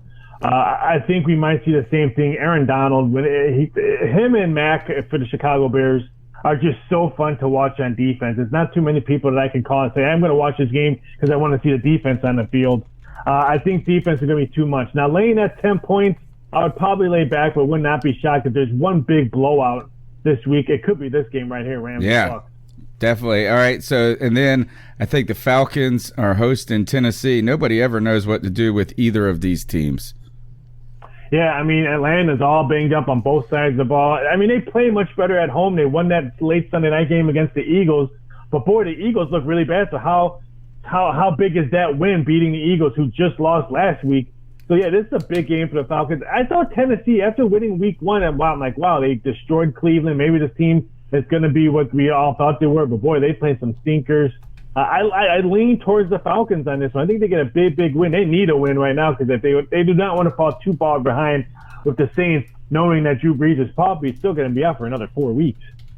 All right. Well, you think that when it comes to, let's just circle back the wagons one last time to the Panthers Texans, the number over under 46.5. The Panthers, I think that everybody's expecting some points to be put up on this. Do you expect the Panthers offense with Christian McCaffrey at the helm to be able to at least keep up with the Texans? If they can't run the ball against Houston, like I said, what we saw Houston in the second half against the Chargers, then I think this thing goes under the total 46.5. It all depends on what you think. If you like Houston, I think you're going to probably look at the under because I think their defense is going to win most of this game. But if you think Carolina can hang around and keep it interesting and maybe steal this game at Houston, then you got to go with the over. You think they're going to establish the run. Allen's going to have a decent game, maybe throw 3 touchdown passes or whatever. Then you have to look at the over. It all depends on what you think is the outcome in this game. I think Houston's at home. Their defense is playing tough. It could be a very long day for Carolina in that offense, so would not be shocked if the under hits. How do you guys do it, man? That's my question. Everybody has to ask you guys. How do you nail the numbers to the dang decimal point, it feels like, almost every week, and especially when you put the money on it. I feel like if you don't put any money on it, you are a betting savant. Then you put $1 on it, and boy, Vegas and you odds makers get it. How do you get it so right? It's hard to get a crystal ball on eBay. I mean, it's really, really hard to get a good one. No, it's just, I mean, for me, I've been doing this for over 20 years, doing it in Vegas, now do it over here for MyBookie. It's just, like I said, it's almost human nature. Like, people think we have computers and algorithms and robots helping us. And like I said, I do my numbers every week, and it's pretty much the same as what we put out. So it's just knowing the teams, knowing what the betting public is going to do. That's probably the biggest key. We could care less. At the end of the day, we could care less who wins. As long as we get two-way action, we could care less who's the outcome. So it's knowing your customer and knowing where the money is going to come in. That's when you that's when you hit that big number, and the public's like, how did they do it again? Yeah. All right. Well, we're huge fans of MyBookie. Raphael, tell them where to go. America's most trusted sports book and the easiest one that I've seen to navigate. Yeah, MyBookie.ag, 100% sign-up bonus still on the board. That means if you open up an account today and put in $200, we're going to throw in an additional $200. Some great games. The first week of bye week, so have some great matchups. Don't forget to jump over to MyBookie.ag, get that Thursday game, get all those Sunday games, and finally we might have another scoring Monday night game. Wow, maybe we'll see more than 40 points scored on a Monday night game. Don't forget to use the promo code OVERTIME when you go to MyBookie.ag. And Raphael, hopefully we can get you back on the podcast and keep doing this in the future. Not a problem. You guys have a great rest of the weekend, and enjoy the games on Sunday. All right, guys, that's the little betting segment we got in here, and I just wanted to go. I felt like that would be a good segue to jump into our picks for the week. Let's start with the Panthers at Texans. Texans are favored by 4. The over/under is 46.5. Greg, I got to take Cody off the list. I'll get his picks via text. Greg, who wins this game? And are you interested in any of the line?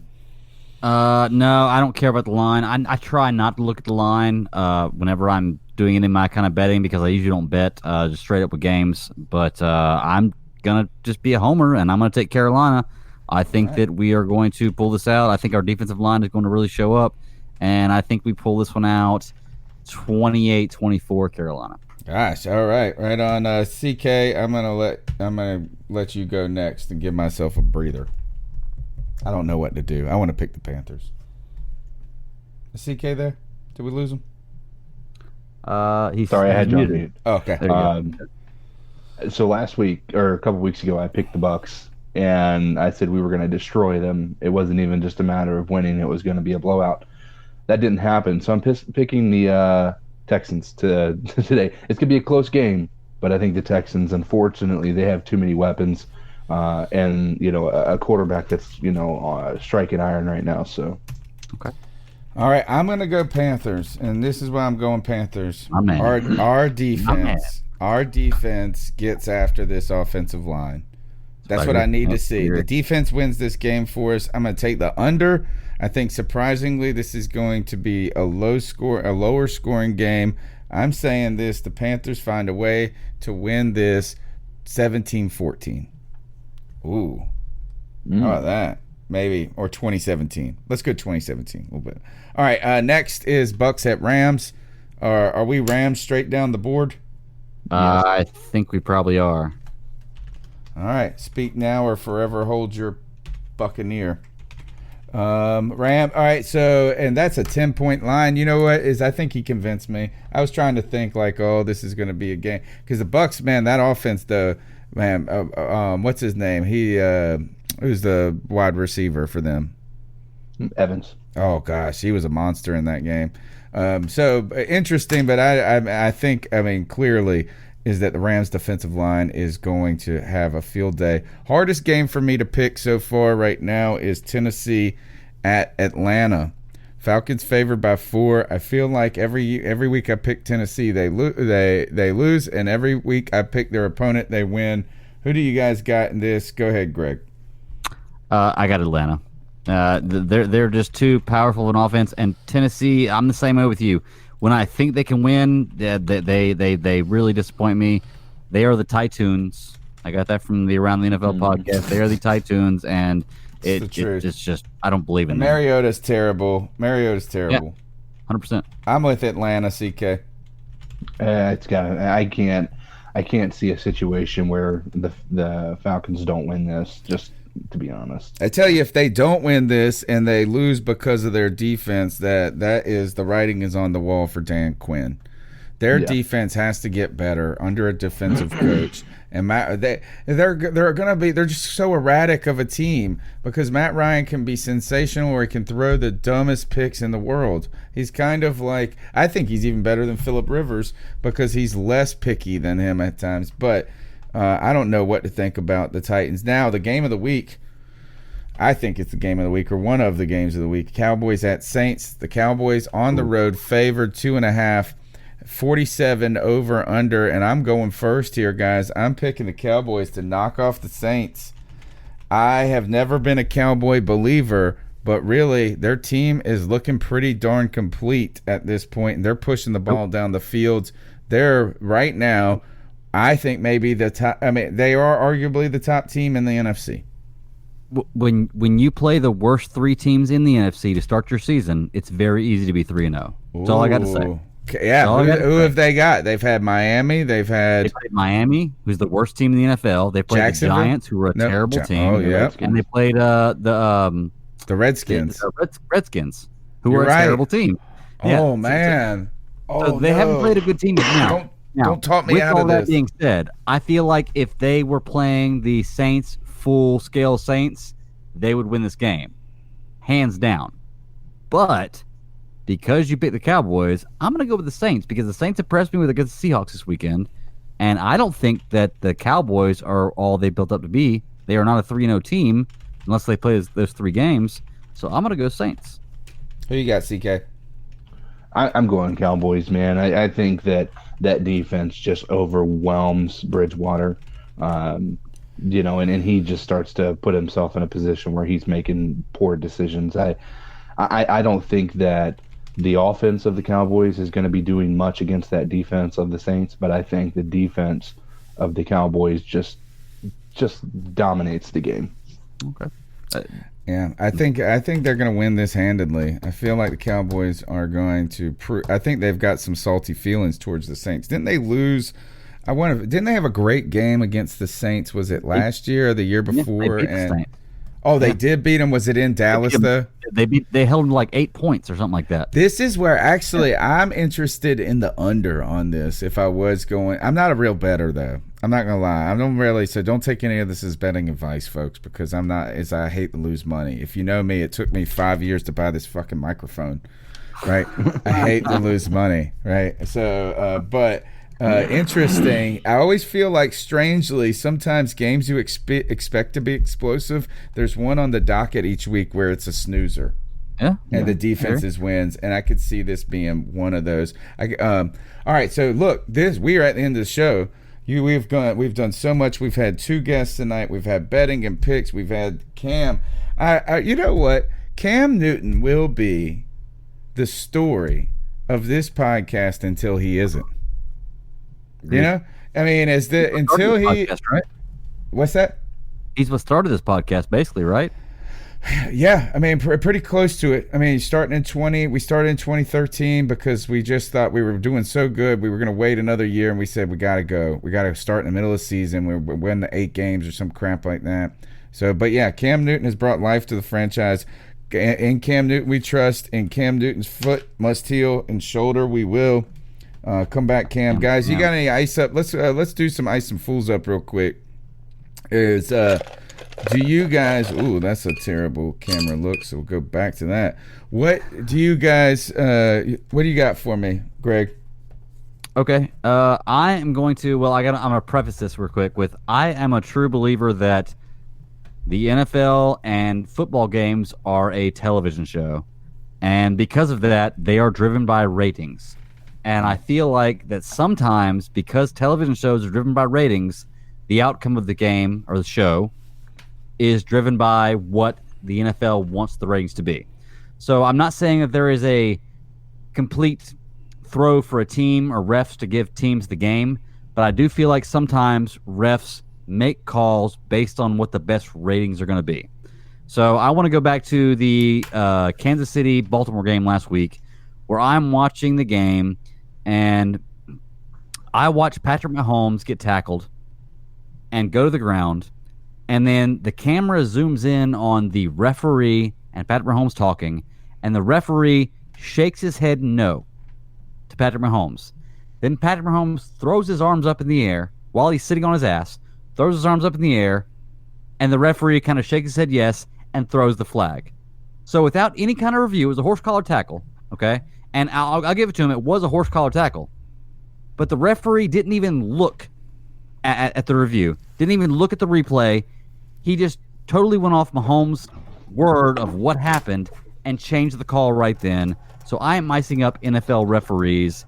Stop calling the game based on what the ratings are going to be and the teams you want to win. Call the game the way it's supposed to be called. He missed that call. It should have never been reviewed or a flag thrown on it. He believed Mahomes the whole way, and I can't stand seeing that in the NFL. Ice up referees in the NFL because you are doing a terrible job this year. So, too young to get that call. Too young to get that call. CK, ice up. CK, what you got for us? Man, I've been kind of debating on what I wanted to put here, and the thing I have to go with is something that's a duplicate. Somebody else brought this up. Mike Vick talking about why Cam Newton should stop being Cam Newton. Did you see Darren Gant's tweet? Yeah. Oh God. Okay, keep going. Yeah.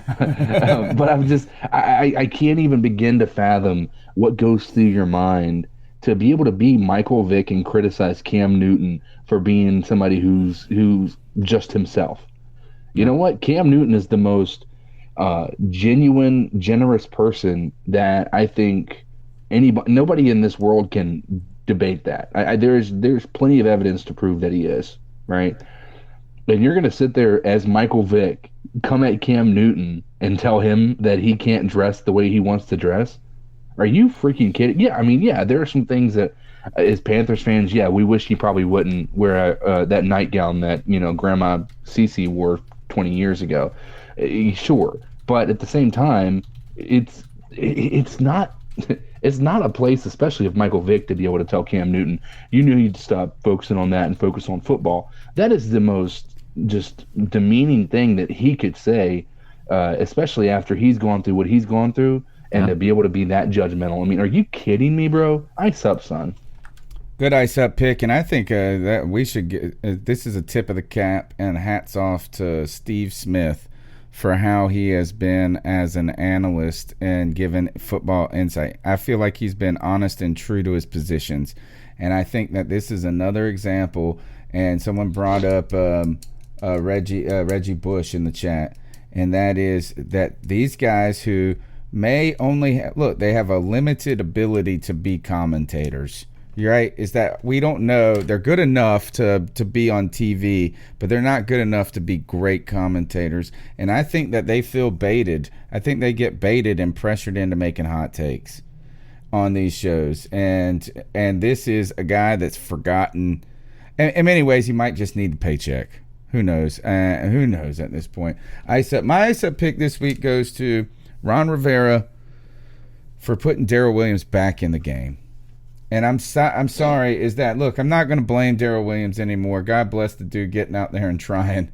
Oh, my goodness. But it is oh, my goodness. And I feel like, boy, how can we never get the left tackle anywhere close to being right? It has been so atrocious. And Ken D is in the chat room. How is it things gotten worse since Byron Bell was our left tackle? They have progressively gotten worse. We had a momentary brief lapse of okayness with Michael Orr. But then, between Matt Khalil and Darrell Williams, our left tackle, you might as well not even play him out there. You might as well just put a tight end on the other side all the time. Get Greg Little in there. And until then, ice up to everybody that's involved with Darrell Williams being the left tackle. Put him at guard. Put him at guard. It's just that simple. Right? You're not fair to him. So ice up. All right, you guys are listening to the C3 Panthers podcast. It rolls on and on and on and on because you guys You guys love it, obviously, because you keep calling, you keep listening, you keep chatting, and we love you, right? So we Still encourage in the chat at midnight. Yeah, I mean, look at the viewers. The viewers still where we started. Where we started is where we end, with great fans and great listeners calling into the Cat Calls line. The number's 252-228-5098. Subscribe, like, rate, review, help us get found. We are currently the number one. If you go into iTunes, anytime I run into anybody with an iPhone, I say, hey, look up my podcast on iTunes, because I don't know how the rankings look, and I secretly think that your computer is following I don't secretly think, they're looking at your ISP. So I wonder if the rankings they give me are the real rankings that other people get. And C3 Panthers podcast is number one in iTunes, right? Number one. Take that. Go write some reviews. Thank you for your support. Greg, tell them how they can get after you and the podcast, which I was on this past week. Go Ninja, go Ninja, go. Yes, sir. Yes, sir. Well, you can find me at the Bad Daddy 52 directly on Twitter. I also run the podcast. It's the Super Civil Servants podcast. We talk about comics and just movies and TV shows and all kinds of stuff. Anything fun you like to listen to. I heard somebody in the chat earlier. I think they're not chat, but the Cat Calls. Their name was Jedi something. Hit me up at SCS Podcast 1. We're doing a Star Wars review all the way to episode 9. Either way, Tony, you were on my show last week. Teenage Mutant Ninja Turtles. It was Secret of the Ooze. Amazing show. Fun to listen to. Y'all check us out. Gave you the information, and hit me up. All right. CK, man, it's a blast hanging out with you, brother. And, dude, I'm excited to go to these games with you. I know, dude. Super stoked. Super stoked. And I'm glad that, to some degree, I'm glad that it's happening with us, having some hope, right? Going to Jacksonville. I mean, going down there for the Jacksonville game. There's hope and there's some excitement for actually being there. What I'm not excited about is I'm looking at the forecast, and it does not look like Charlotte's getting any colder in the next 2 weeks. Oh, God. Yeah. That it is hot as hell and Hades in that stadium at times, and that's when you're like, give us a new stadium. And if we can't get a new stadium, just put one of those real stretchable tarps over the top for us. There you go, like a pool. All right. CK, you're at Codizzle Allen, correct? You got it. All right. Yeah, and you're right. We all did have a momentary, I'm not going to lie, I had a momentary sense of panic when I heard the stuff about Cam Newton, and then I was thinking, I'm going to 5 games still. Or 4 or 5. And I was like, and it's not, I don't mind going to losing. I'm going to be with this team ride or die. But it is financially stressful to drive 4 hours. You know what I'm saying? It's a lot of time and energy and money. And then you got to go muscle it out. But we committed. We're committed to be on this show. We'll be here after the game for the post game. And I'm going to try to get, my goal is to try to get an independent interview with Joe Person this week to find out more about this Lisfranc. So look forward to bonus podcasts. Great material after show. We'll see you on Sunday. See you on Sunday. Peace. After a win. Yeah. Yeah, man. And if we win, dude, all of a sudden, man, that Jacksonville game, we're going to be pumped. It's a lot more excited for sure. Changes everything. That's right. All right. We're all good, guys. Thanks for so much for your time. Thank you so much. Man.